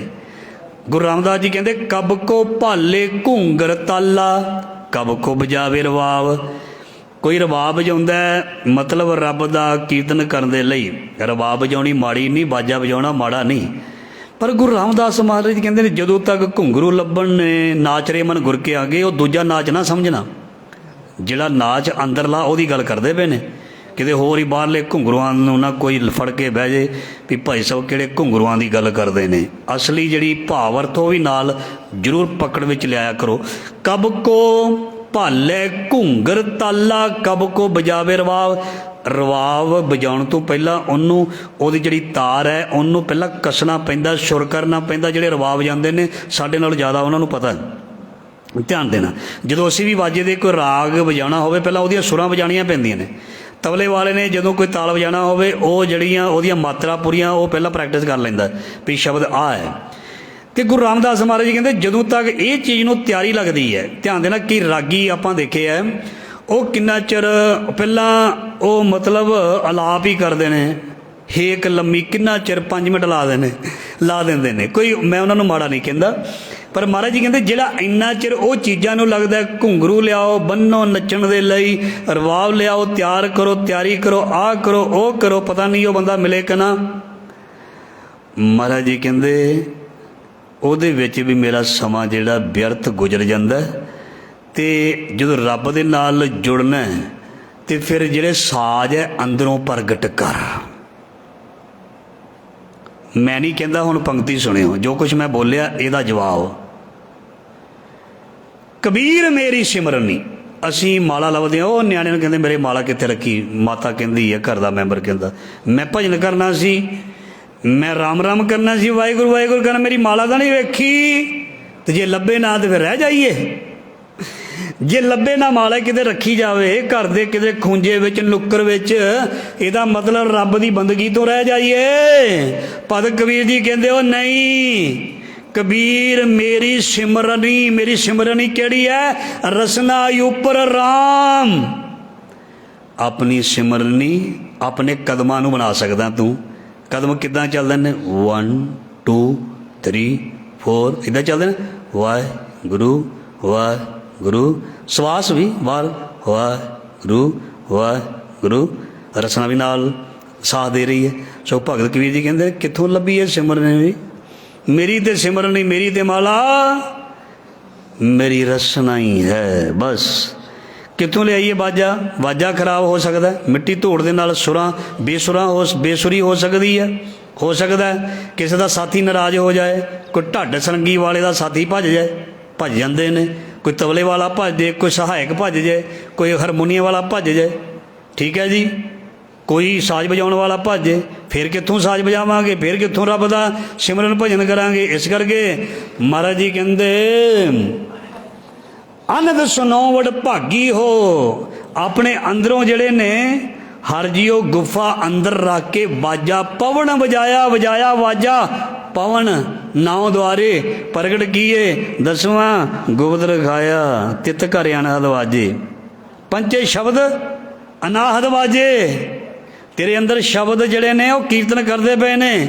ਕੀਰਤਨ ਕੇਵਲ ਇੰਸਟਰੂਮੈਂਟ ਰਾਹੀਂ ਨਹੀਂ ਹੁੰਦਾ, ਕੀਰਤਨ ਅੰਦਰਲੀ ਜਿਹੜੀ ਖਿੱਚ ਹੈ ਰੱਬ ਪ੍ਰਤੀ, ਉਹ ਅੰਦਰਲੇ ਸਾਜ਼ ਜਿਹੜੇ ਨੇ, ਵੈਸੇ ਬਾਹਰਲੇ ਪਹਿਲਾਂ ਵੱਜਦੇ ਨੇ, ਅੰਦਰਲੇ ਸਾਜ਼ ਫਿਰ ਇੱਕ ਦਿਨ ਵੱਜਣੇ ਸ਼ੁਰੂ ਹੋ ਜਾਂਦੇ ਨੇ। ਬਾਹਰਲੇ ਸਾਜ਼ਾਂ ਦੀ ਜ਼ਰੂਰਤ ਨਹੀਂ ਰਹਿੰਦੀ। ਦੇਖੋ ਜਦੋਂ ਅਸੀਂ ਸਰੀਰ ਛੱਡ ਕੇ ਸੰਸਾਰ ਤੋਂ ਚਲੇ ਜਾਂਦੇ ਹਾਂ ਅਤੇ ਸ਼ਬਦ ਤਾਂ ਤਾਂ ਵੀ ਵੱਜਣਾ, ਉਦੋਂ ਕੀਰਤਨ ਸਾਡਾ ਬੰਦ ਹੋ ਜਾਣਾ। ਹੁਣ ਤਾਂ ਸਰੀਰ ਰਹਿੰਦੇ ਹਾਂ ਬਾਜੇ ਨਾਲ ਕਰਦੇ ਹਾਂ, ਸਰੀਰ ਰਹਿੰਦੇ ਹਾਂ ਟੱਲੀਆਂ ਛੈਣੇ ਵੀ ਖੜਕਾਉਂਦੇ ਹਾਂ, ਢੋਲਕੀਆਂ ਦੇ ਨਾਲ ਸ਼ਬਦ ਪੜ੍ਹਦੇ ਹਾਂ। ਜਦੋਂ ਸਰੀਰ ਨੇ ਸਾਡੇ ਨੇ ਕਿਸੇ ਨੂੰ ਦਫਨ ਕਰਨਾ, ਕਿਸੇ ਨੂੰ ਸਾੜਨਾ, ਕਿਸੇ ਨੂੰ ਰੋੜਨਾ, ਜਲ ਪ੍ਰਵਾਹ ਕਰਨਾ, ਠੀਕ ਹੈ ਜੀ, ਫਿਰ ਕਿਹੜੇ ਹੱਥਾਂ ਦੇ ਨਾਲ ਸਾਜ਼ ਵਜਾਵਾਂਗੇ ਜੀ? ਇੱਕ ਸਵਾਲ ਹੈ। ਪਰ ਮਹਾਰਾਜ ਜੀ ਕਹਿੰਦੇ ਤੇਰੇ ਸਾਜ਼ ਵੀ ਵੱਜਣਗੇ, ਤੇਰੇ ਕਦਮ ਵੀ ਚੱਲਣਗੇ, ਤੇਰੇ ਹੱਥ ਵੀ ਹਿੱਲਣਗੇ, ਤੇਰੀ ਜੀਭ ਵੀ ਬੋਲੇਗੀ, ਤੇਰੀਆਂ ਅੱਖੀਆਂ ਵੀ ਵੇਖਣਗੀਆਂ। ਮੈਂ ਨਹੀਂ ਕਹਿੰਦਾ, ਬਾਣੀ ਕਹਿੰਦੀ, ਕੀ ਕਹਿੰਦੀ? ਅੱਖੀਂ ਬਾਝੋਂ ਵੇਖਣਾ, ਬਿਨ ਕੰਨਾਂ ਸੁਣਨਾ, ਪੈਰਾਂ ਬਾਝੋਂ ਚੱਲਣਾ, ਬਿਨ ਹੱਥਾਂ ਕਰਨਾ, ਜੀਭੇ ਬਾਝੋਂ ਬੋਲਣਾ। ਮਤਲਬ ਸਭ ਕੁਛ ਹੁੰਦਾ ਹੈ।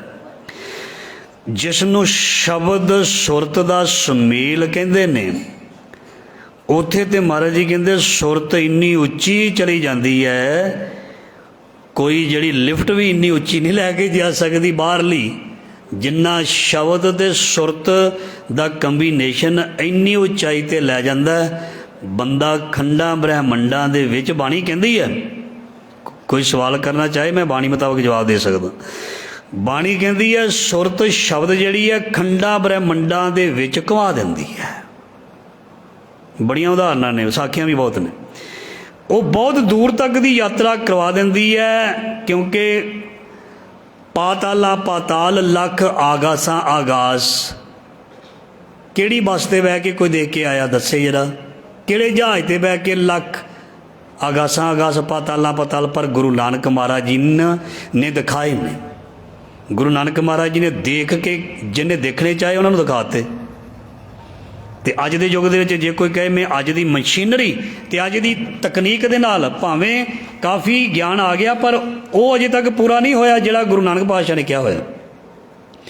ਇਸ ਕਰਕੇ ਇਹ ਜਿਹੜੇ ਦੁਨੀਆ ਦੀ ਤਕਨੀਕ ਹੈ ਮੁਬਾਰਕ ਹੈ, ਪਰ ਮਹਾਰਾਜ ਜੀ ਕਹਿੰਦੇ ਅੰਦਰੋਂ ਬਸ ਉਹ ਚੀਜ਼ਾਂ ਵੱਜਣ। ਆਵਤ ਜਾਤ ਬਾਰ ਖਿਨ ਲਾਗੇ ਹੋਂ ਤਬ ਲਗ ਸਮਾਰੋਰ ਨਾਮ। ਕਹਿੰਦੇ ਇਹ ਚੀਜ਼ਾਂ ਲਿਆਉਣ ਵਾਸਤੇ ਮੇਰਾ ਸਮਾਂ ਨਸ਼ਟ ਹੋ ਸਕਦਾ, ਪਰ ਮੈਂ ਉਹਨਾਂ ਚਿਰ ਜੇ ਰੱਬ ਦੇ ਨਾਲ ਜੁੜ ਜਾਵਾਂ, ਰੱਬ ਦਾ ਨਾਮ ਜਪ ਲਵਾਂ ਤਾਂ ਕਿੰਨੀ ਚੰਗੀ ਗੱਲ ਹੈ। ਜਿਵੇਂ ਇਹ ਭਗਤ ਕਬੀਰ ਜੀ ਕਹਿੰਦੇ ਨੇ, ਜਬ ਲਗ ਤਾਗਾ ਬਾਹੋਵੇ ਹੀ ਤਬ ਲਗ ਵਿਸਰੇ ਰਾਮ ਸਨੇਹੀ। ਠੀਕ ਹੈ ਜੀ। ਹੁਣ ਕੋਈ ਕਹੇ ਵੀ ਮੈਂ ਭਜਨ ਸਿਮਰਨ ਕਰਨਾ, ਇਹਦੇ ਲਈ ਕੋਈ ਤਿਆਰੀਆਂ ਸ਼ੁਰੂ ਕਰ ਦੇਵੇ, ਭਈ ਨਹਾਉਣ ਦੇ ਲਈ ਆਹ ਕਰੇ ਉਹ ਕਰੇ, ਜਲ ਪਾਏ ਮਿਕਸ ਕਰੇ। ਠੀਕ ਹੈ ਜੀ। ਉਹਦੇ ਤੋਂ ਬਾਅਦ ਵਿੱਚ ਕੱਪੜੇ ਪ੍ਰੈਸ ਕਰੇ, ਸੋਹਣੇ ਕਰੇ, ਸੋਹਣਾ ਆਸਣ ਬਣਾਉਣ ਦਾ ਯਤਨ ਕਰੇ, ਪੋਚਾ ਲਾਵੇ, ਆਹ ਕਰੇ ਉਹ ਕਈ ਕੁਝ ਕਰਦੇ ਨੇ ਲੋਕ। ਸਾਰੇ ਦੀ ਗੱਲ ਨਹੀਂ ਮੈਂ ਕਰਦਾ। ਅਤੇ ਉਹ ਕਰਦਿਆਂ ਕਰਦਿਆਂ ਕਿਤੇ ਸਾਹ ਨਾ ਨਿਕਲ ਜਾਣ, ਗੁਸਤਾਖੀ ਮਾਫ, ਕਈ ਇਸ ਤਰ੍ਹਾਂ ਵੀ ਅਟੈਕ ਹੋ ਜਾਂਦੇ ਨੇ ਕਰਦਿਆਂ ਕਰਦਿਆਂ ਕੰਮ। ਅਤੇ ਬਾਣੀ ਕਹਿੰਦੀ ਉਹ ਕਿਹੜੇ ਚੱਕਰਾਂ 'ਚ ਪਿਆ, ਹੱਸਣਦਿਆਂ ਖੇਲਣਦਿਆਂ ਪਹਿਨਣਦਿਆਂ ਖਵਾਉਂਦਿਆਂ ਵਿੱਚੇ ਹੋਵੇ ਮੁਗਧ। ਹਰ ਵੇਲੇ ਨਿਤ ਜਪੀਐ ਸਾਸ ਗਰਾਸ। ਸਾਸ ਗਰਾਸ ਉਸ ਵੇਲੇ ਵੀ ਚੱਲਦਾ ਜਦੋਂ ਅਸੀਂ ਕਿਰਿਆ ਕਰ ਰਹੇ ਹੁੰਦੇ ਹਾਂ। ਮੈਂ ਬਹੁਤੇ ਵਿਸਥਾਰ ਵਿੱਚ ਨਹੀਂ ਜਾਣਾ, ਤੁਸੀਂ ਸਮਝ ਸਕਦੇ ਹੋ। ਹਰ ਵੇਲੇ ਸਵਾਸ 'ਤੇ ਹਰ ਵੇਲੇ ਚੱਲਦਾ ਨਾ, ਨਿਤ ਜਪੀਏ। ਮਹਾਰਾਜ ਜੀ ਕਹਿੰਦੇ ਜਦੋਂ ਵੀ ਜਿੱਥੇ ਵੀ ਤੁਸੀਂ ਹੋਵੋ, ਜਿਸ ਮਰਜ਼ੀ ਹਾਲਾਤ ਵਿੱਚ ਹੋਵੋ, ਉਸ ਨੂੰ ਜਪਿਆ ਜਾ ਸਕਦਾ ਹੈ, ਉਸ ਨੂੰ ਯਾਦ ਕੀਤਾ ਜਾ ਸਕਦਾ ਹੈ। ਉਹਦੇ ਲਈ ਕੋਈ ਜਲ ਦੀ ਜ਼ਰੂਰਤ, ਉਹਦੇ ਲਈ ਸਪੈਸ਼ਲ ਥਾਂ ਦੀ ਜ਼ਰੂਰਤ, ਉਹਦੇ ਲਈ ਚਿੱਟੇ ਕੱਪੜੇ ਦੀ ਜ਼ਰੂਰਤ, ਉਹਦੇ ਲਈ ਕੋਈ ਖੁਸ਼ਬੂ ਦੀ ਜ਼ਰੂਰਤ। ਬੜਾ ਵੱਡਾ ਵਿਸ਼ਾ ਹੈ। ਮਾਈ ਗੋਬਿੰਦ ਪੂਜਾ ਕਹਾਂ ਲੈ ਚਰਾਓ ਭਗਤ ਰਵਿਦਾਸ ਜੀ। ਉਹਦੇ ਲਈ ਕਰਮਕਾਂਡ ਦੀ ਜ਼ਰੂਰਤ ਕੋਈ ਵੀ ਨਹੀਂ। ਉਹ ਜੇ ਡੰਗਰ ਹੱਕਦੇ ਨੇ ਗੁਰੂ ਨਾਨਕ ਪਾਤਸ਼ਾਹ ਜੀ, ਭਗਤ ਧੰਨਾ ਜੀ, ਉਹਦੇ ਵਿੱਚ ਹੀ ਉਹ ਰੱਬ ਨੂੰ ਯਾਦ ਕਰੀ ਜਾਂਦੇ ਨੇ। ਇੱਧਰ ਜੁੱਤੀਆਂ ਗੰਢਦੇ ਨੇ, ਚਮੜੀ ਚੰਮ ਚੋਂ ਮੁਸ਼ਕ ਆਉਂਦੀ ਹੈ, ਉਹ ਤਾਂ ਵੀ ਜੁੜੇ ਹੋਏ ਨੇ। ਤਾਂ ਵੀ ਕਹਿੰਦੇ ਨੇ ਕੂਪ ਭਰਿਓ ਜੈਸੇ ਦਾਦਰਾ, ਕਛ ਦੇਸ ਵਿਦੇਸ਼ ਨਾ ਬੂਝ, ਐਸੇ ਮੇਰਾ ਮਨ ਵਿਖਿਆ ਬਿਮੋਹਿਆ, ਕਛਿਆਰਾ ਪਾਜਨਾ ਪਾਰ ਨਾ ਸੂਝ। ਛਿੰਬਾ ਜੀ ਯਾਦ ਦੇ, ਧੰਨ ਧੰਨ ਨਾਮਦੇਵ ਜੀ ਮਹਾਰਾਜ, ਉਹ ਕਹਿੰਦੇ ਨੇ ਅਸੀਂ ਆਪਣੇ ਕੰਮ ਦੇ ਵਿੱਚ ਰੰਗਨ ਰੰਗੋ। ਉਹ ਰੰਗਦੇ ਹੀ ਰੰਗੀ ਜਾ ਰਹੇ ਨੇ ਆਪਣੇ ਆਪ ਨੂੰ। ਧਿਆਨ ਦੇਣਾ। ਧੰਨੇ ਵਰਗੇ ਭਗਤ, ਧੰਨੇ ਵਰਗੇ ਗੁਰੂ ਨਾਨਕ ਪਾਤਸ਼ਾਹ ਵਰਗੇ ਹੱਲ ਚਲਾਉਂਦੇ ਹੀ ਰੱਬ ਨਾਲ ਜੁੜੀ ਬੈਠੇ ਨੇ। ਗੁਰੂ ਨਾਨਕ ਮਹਾਰਾਜ ਜੀ ਜੇ ਕੋਈ ਕਹੇ ਵੀ ਹੱਟੀ 'ਤੇ ਬੈਠਾ, ਹੱਟੀ 'ਤੇ ਬੈਠੇ ਮੋਦੀ ਖਾਨੇ ਬੈਠੇ ਬਾਬਾ 13 ਤੋਲਦਾ, ਉਹਦੇ ਵਿੱਚ ਵੀ ਉਹ ਲੱਗੇ ਹੋਏ ਨੇ। ਮਤਲਬ ਕਹਿਣ ਦਾ ਪਰਮਾਤਮਾ ਨੂੰ ਯਾਦ ਕਰਨ ਦੇ ਲਈ ਕੋਈ ਸਪੈਸ਼ਲ ਆਸਨ, ਸਪੈਸ਼ਲ ਵਰਦੀ, ਸਪੈਸ਼ਲ ਕਰਮਕਾਂਡ, ਸਪੈਸ਼ਲ ਸੁਗੰਧੀ ਜਾਂ ਸਪੈਸ਼ਲ ਕੋਈ ਹੋਰ ਚੀਜ਼ ਦੀ ਜ਼ਰੂਰਤ ਨਹੀਂ। ਇਹਦੇ ਵਿੱਚੋਂ ਤੇ ਸਾਡੇ ਗੁਰੂਆਂ ਨੇ ਸਾਨੂੰ ਕੱਢਿਆ ਹੈ। ਸਾਡੇ ਜੰਗਲਾਂ ਵਿੱਚ ਰਹਿਣ ਵਾਲੇ ਸਿੱਖ, ਉਹਨਾਂ ਕੋਲ ਡਰੈਸ ਨਹੀਂ ਸੀ ਛੱਤੀ ਇੱਕੋ ਹੀ ਪਾ ਲੈਂਦੇ ਸੀ, ਪਤਾ ਨਹੀਂ ਕਿੰਨੀ ਕੁ ਮੈਲ ਚੜ੍ਹ ਜਾਂਦੀ ਸੀ। ਠੀਕ ਹੈ ਜੀ। ਉਹਨਾਂ ਕੋਲ ਖਾਣ ਦੇ ਲਈ, ਉਹਨਾਂ ਕੋਲ ਵਿਛਾਉਣ ਦੇ ਲਈ ਵਿਛਾਉਣਾ, ਧਿਆਨ ਦੇਣਾ। ਉਹਨਾਂ ਕੋਲ ਨਹਾਉਣ ਦੇ ਲਈ ਜਲ, ਉਹਨਾਂ ਕੋਲ ਸੁਗੰਧੀ ਲਈ ਧੂਫ ਅਗਰਬੱਤੀ, ਧਿਆਨ ਦੇਣਾ। ਇਹ ਸਾਰੀਆਂ ਚੀਜ਼ਾਂ ਨਹੀਂ ਹੁੰਦੀਆਂ ਸਨ, ਪਰ ਉਹ ਰੱਬ ਦੀ ਬੰਦਗੀ ਕਰਦੇ ਸਨ। ਉਹ ਧੂਣੇ ਨਹੀਂ ਦਿਖਾਉਂਦੇ ਸਨ, ਉਹ ਗੂਗਲ ਨਹੀਂ ਦਿਖਾਉਂਦੇ ਸਨ ਗੁਸਤਾਖੀ ਮਾਫ। ਅੰਦਰੋਂ ਸੁਗੰਧੀ ਜਿਸ ਦੇ ਪੈਦਾ ਹੋ ਗਈ, ਬਾਹਰਲੀਆਂ ਗੁਗਲਾਂ ਬਾਹਰਲੀਆਂ ਅਤਰ ਸੁਗੰਧੀਆਂ, ਇਹ ਤਾਂ ਸਿਰਫ ਦੁਨਿਆਵੀ ਹਨ। ਅੰਦਰਲੀ ਖੁਸ਼ਬੂ ਦੁਆਰਾ ਪਰਮਾਤਮਾ ਨੂੰ ਪਾਇਆ ਜਾ ਸਕਦਾ। ਮੇਰੇ ਮਨ ਐਸੀ ਭਗਤ ਬਣੇ ਆਏ। ਗੁਰੂ ਰਾਮਦਾਸ ਮਹਾਰਾਜ ਜੀ ਕਹਿੰਦੇ ਮੇਰੇ ਅੰਦਰ ਇਹੋ ਜਿਹੀ ਭਗਤੀ ਹੈ ਬਸ। ਸਾਡੇ ਗੁਰੂ ਗ੍ਰੰਥ ਸਾਹਿਬ ਜੀ ਦੇ ਵਿੱਚ ਇੱਦਾਂ ਦੱਸਿਆ, ਸਾਡੇ ਗੁਰੂ ਗ੍ਰੰਥ ਸਾਹਿਬ 'ਚ ਇਹ ਦੱਸਿਆ ਅਮੀਰ ਵੀ ਰੱਬ ਤੱਕ ਪਹੁੰਚ ਸਕਦਾ, ਅਮੀਰ ਵੀ ਪੂਜਾ ਕਰ ਸਕਦਾ। ਅਤੇ ਜਿਹਦੇ ਘਰ ਆਟਾ ਨਹੀਂ, ਜਿਹਦੇ ਘਰ ਦੀਵਾ ਨਹੀਂ, ਜਿਹਦੇ ਕੋਲ ਤੇਲ ਨਹੀਂ, ਧਿਆਨ ਦੇਣਾ, ਜਿਹਦੇ ਕੋਲ ਫੁੱਲ ਨਹੀਂ, ਜਿਹਦੇ ਕੋਲ ਸੁਗੰਧੀ ਨਹੀਂ, ਜਿਹਦੇ ਕੋਲ ਪੈਸੇ ਨਹੀਂ, ਜਿਹਦੇ ਕੋਲ ਆਰਤੀ ਵਾਸਤੇ ਕੋਈ ਸਮਾਨ ਨਹੀਂ, ਉਹ ਵੀ ਕਰ ਸਕਦਾ। ਅਮੀਰ ਵੀ, ਗਰੀਬ ਵੀ, ਹੋਰ ਵੀ ਜਿਹੜਾ ਮਰਜ਼ੀ ਹੋਵੇ, ਉਹ ਰੱਬ ਨੂੰ ਰਜਾ ਸਕਦਾ, ਰੱਬ ਨੂੰ ਮਨਾ ਸਕਦਾ, ਰੱਬ ਦੀ ਪੂਜਾ ਕਰ ਸਕਦਾ। ਉਹ ਪੂਜਾ ਕਾਹਦੀ ਵੀ ਜਿਹੜਾ ਇੱਕ ਬੰਦਾ ਕਰ ਸਕਦਾ ਹੋਵੇ, ਦੂਜਾ ਕਰ ਹੀ ਨਾ ਸਕਦਾ ਹੋਵੇ। ਧਿਆਨ ਦੇਣਾ, ਉਹ ਧਰਮ ਕਾਹਦਾ ਜਿਹਦੇ ਵਿੱਚ ਇੱਕ ਬੰਦਾ ਐਂਟਰੀ ਕਰ ਸਕਦਾ ਹੋਵੇ, ਦੂਜੇ ਧਰਮ ਦਾ ਐਂਟਰੀ ਨਾ ਕਰ ਸਕਦਾ, ਦੂਜੀ ਜਾਤ ਦਾ ਐਂਟਰੀ ਨਾ ਕਰ ਸਕਦਾ ਹੋਵੇ। ਉਹ ਮੰਦਿਰ ਕਾਹਦਾ, ਉਹ ਗੁਰਦੁਆਰਾ ਕਾਹਦਾ, ਉਹ ਧਾਰਮਿਕ ਸਥਾਨ ਕਾਹਦਾ ਜਿਹਦੇ ਵਿੱਚ ਸਭੇ ਸਾਂਝੀ ਵਾਲ ਸਦਾਇਨ। ਇਹ ਹੈ ਖਾਸੀਅਤ ਅਤੇ ਨਵੇਕਲੀ ਚੀਜ਼ ਗੁਰੂ ਗ੍ਰੰਥ ਸਾਹਿਬ ਦੀ। ਸਭੇ ਸਾਂਝੀ ਵਾਲ ਸਦਾਇਨ ਤੋਂ ਕਿਸੇ ਨਾ ਦਿਸੇ ਬਾਹਰਾ ਜੀ ਹੈ। ਇੱਥੇ ਇਹ ਨਹੀਂ ਕਿਹਾ ਜਾਂਦਾ ਵੀ ਆਹ ਕੱਪੜੇ ਉਤਾਰ ਦਿਓ ਅਤੇ ਧੋਤੀ ਬੰਨ ਲਓ ਇਕੱਲੀ ਅਤੇ ਹੋਰ ਪਾ ਲਓ। ਕਈ ਥਾਂ ਇਸ ਤਰ੍ਹਾਂ ਵੀ ਹੈ, ਉੱਧਰ ਨਹੀਂ ਜਾਣਾ ਚਾਹੁੰਦਾ। ਆਹ ਵਰਦੀ ਆਪਣੀ ਬਾਹਰ ਪਹਿਲਾਂ ਲਾਓ ਅਤੇ ਸਾਡੀ ਦਿੱਤੀ ਪਾਓ ਅਤੇ ਤਾਂ ਸਾਡੇ ਧਾਰਮਿਕ ਸਥਾਨ ਦੇ ਅੰਦਰ ਆਓ। ਇੱਥੇ ਨਹੀਂ। ਜੇ ਕਿਸੇ ਨੇ ਭਗਵਾ ਪਾਇਆ ਉਹ ਵੀ ਆ ਜਾਏ, ਜੇ ਕਾਲਾ ਪਾਇਆ, ਬੁਰਕਾ ਪਾਇਆ ਉਹ ਵੀ ਆ ਜਾਏ, ਜੇ ਕਿਸੇ ਨੇ ਚਿੱਟਾ ਪਾਇਆ ਉਹ ਵੀ ਆ ਜਾਏ, ਜੇ ਕਿਸੇ ਨੇ ਜਟਾਂ ਵਧਾਈਆਂ ਉਹ ਵੀ ਆ ਜਾਏ, ਜੇ ਕਿਸੇ ਦੇ ਸਰੀਰ ਦੀ ਹਾਲਤ ਸਹੀ ਨਹੀਂ ਉਹ ਵੀ ਆ ਜਾਏ, ਕੋਈ ਗੱਲ ਨਹੀਂ। ਇੱਥੇ ਸਾਰਿਆਂ ਨੂੰ ਸੱਦਾ, ਚਾਰ ਦਰਵਾਜ਼ੇ ਚਾਰਿਆਂ ਨੂੰ ਸੱਦਾ। ਬਾਣੀ ਵਿੱਚ ਲਿਖਦਾ ਖੱਤਰੀ ਬ੍ਰਾਹਮਣ ਸ਼ੂਦ ਵੈਸ ਉਪਦੇਸ਼ ਚੋਂ ਵਰਨਾ ਕੋ ਸਾਂਝਾ। ਇਹ ਗ੍ਰੰਥ ਖੱਤਰੀਆਂ ਲਈ ਨਹੀਂ, ਇਹ ਗ੍ਰੰਥ ਸਿੱਖਾਂ ਲਈ ਨਹੀਂ, ਇਹ ਗ੍ਰੰਥ ਹਿੰਦੂਆਂ ਦੇ ਲਈ ਨਹੀਂ, ਇਹ ਗ੍ਰੰਥ ਸ਼ੂਦਰਾਂ ਦੇ ਲਈ ਨਹੀਂ, ਇਹ ਗ੍ਰੰਥ ਸਾਰਿਆਂ ਦਾ ਹੱਕ ਹੈ। ਇਹ ਗੁਰੂ ਗ੍ਰੰਥ ਸਾਹਿਬ ਸਾਰਿਆਂ ਦਾ। ਗੁਰੂ ਨਾਨਕ ਸਿੱਖਾਂ ਦਾ ਨਹੀਂ, ਮੁਸਲਮਾਨਾਂ ਦਾ ਵੀ ਹੈ, ਹਿੰਦੂਆਂ ਦਾ ਵੀ ਹੈ, ਹਰ ਇੱਕ ਦਾ। ਜਿਹੜਾ ਗੁਰਬਾਣੀ ਨੂੰ ਪਿਆਰ ਕਰਦਾ ਹੈ ਗੁਰਬਾਣੀ ਉਹਦੀ, ਜਿਹੜਾ ਗੁਰੂ ਨੂੰ ਪਿਆਰ ਕਰਦਾ ਹੈ ਗੁਰੂ ਉਹਦਾ, ਭਾਵੇਂ ਕੋਈ ਵੀ ਦੁਨੀਆ ਦਾ ਹੋਵੇ। ਇਸ ਕਰਕੇ ਇਸ ਗੁਰੂ ਗ੍ਰੰਥ ਸਾਹਿਬ ਜੀ ਦਾ ਉਪਦੇਸ਼ ਸਾਰਿਆਂ ਵਰਨਾਂ ਨੂੰ ਸਾਂਝਾ ਹੈ। ਇਹ ਸਾਂਝੀ ਵੱਲ ਦੇ ਪ੍ਰਤੀਕ ਕਰਕੇ ਮੋਹਰ ਲੱਗੀ ਹੋਈ ਹੈ ਸਤਸੰਗ ਦੀ। ਹਾਂ ਹਾਰ ਬਿਨ ਖਿੰਨ ਪਲ ਰਹਿ ਨਾ ਸਕੋ, ਜੈਸੇ ਜਲ ਬਿਨ ਮੀਨ ਮਰ ਜਾਈ ਰਹੋ। ਗੁਰੂ ਰਾਮਦਾਸ ਜੀ ਫਰਮਾਨ ਕਰਦੇ ਨੇ, ਅਸੀਂ ਇਸ ਤਰ੍ਹਾਂ ਆਪਣੇ ਆਪ ਨੂੰ ਇਕੱਲਾ ਮਹਿਸੂਸ ਕਰਦੇ ਹਾਂ ਜਿਵੇਂ ਮੱਛਲੀ ਜਲ ਤੋਂ ਬਿਨਾਂ ਤੜਫਦੀ ਹੈ, ਰਹਿ ਨਹੀਂ ਸਕਦੀ। ਅਸੀਂ ਵੀ ਉਸ ਮਾਲਕ ਦੀ ਯਾਦ ਤੋਂ ਬਿਨਾਂ, ਮਾਲਕ ਦੇ ਨਾਮ ਤੋਂ ਬਿਨਾਂ ਮਰੇ ਸਮਝਦੇ ਹਾਂ। ਕਬ ਕੋ ਮੈਲੇ ਪੰਜ ਸੱਤ ਗਾਇਨ, ਕਬ ਕੋ ਰਾਗ ਧੁਨ ਉਠਾਵੇ। ਮਹਾਰਾਜ ਜੀ ਕਹਿੰਦੇ ਕੋਈ ਗਾਣ ਵਾਸਤੇ 5 ਤਾਰਾਂ ਜੋੜਦਾ, ਕੋਈ 7 ਸੁਰਾਂ ਦਾ ਅਭਿਆਸ ਕਰਦਾ, ਸਾਰੇ ਗਾਮਾ ਪਾਦਾ ਨੀਸਾ, ਠੀਕ ਹੈ ਜੀ। ਕੋਈ ਰਾਗ ਦੀ ਸੁਰ ਨੂੰ ਥੱਲੜੇ ਕਾਲੇ 'ਤੇ ਗਾਉਂਦਾ, ਕੋਈ ਉੱਪਰਲੇ ਕਾਲੇ 'ਤੇ ਗਾਉਂਦਾ, ਕੋਈ ਦੁਨੀਆ 'ਚ ਪ੍ਰਭਾਵ ਪਾਉਣ ਵਾਸਤੇ ਬੜਾ ਉੱਚੀ ਗਾਉਂਦਾ, ਠੀਕ ਹੈ। ਮਹਾਰਾਜ ਜੀ ਕਹਿੰਦੇ ਇਹ ਨਹੀਂ ਗੱਲ। ਗੁਰਮਤਿ ਸਹਿਜ ਦਾ ਮਾਰਗ ਹੈ।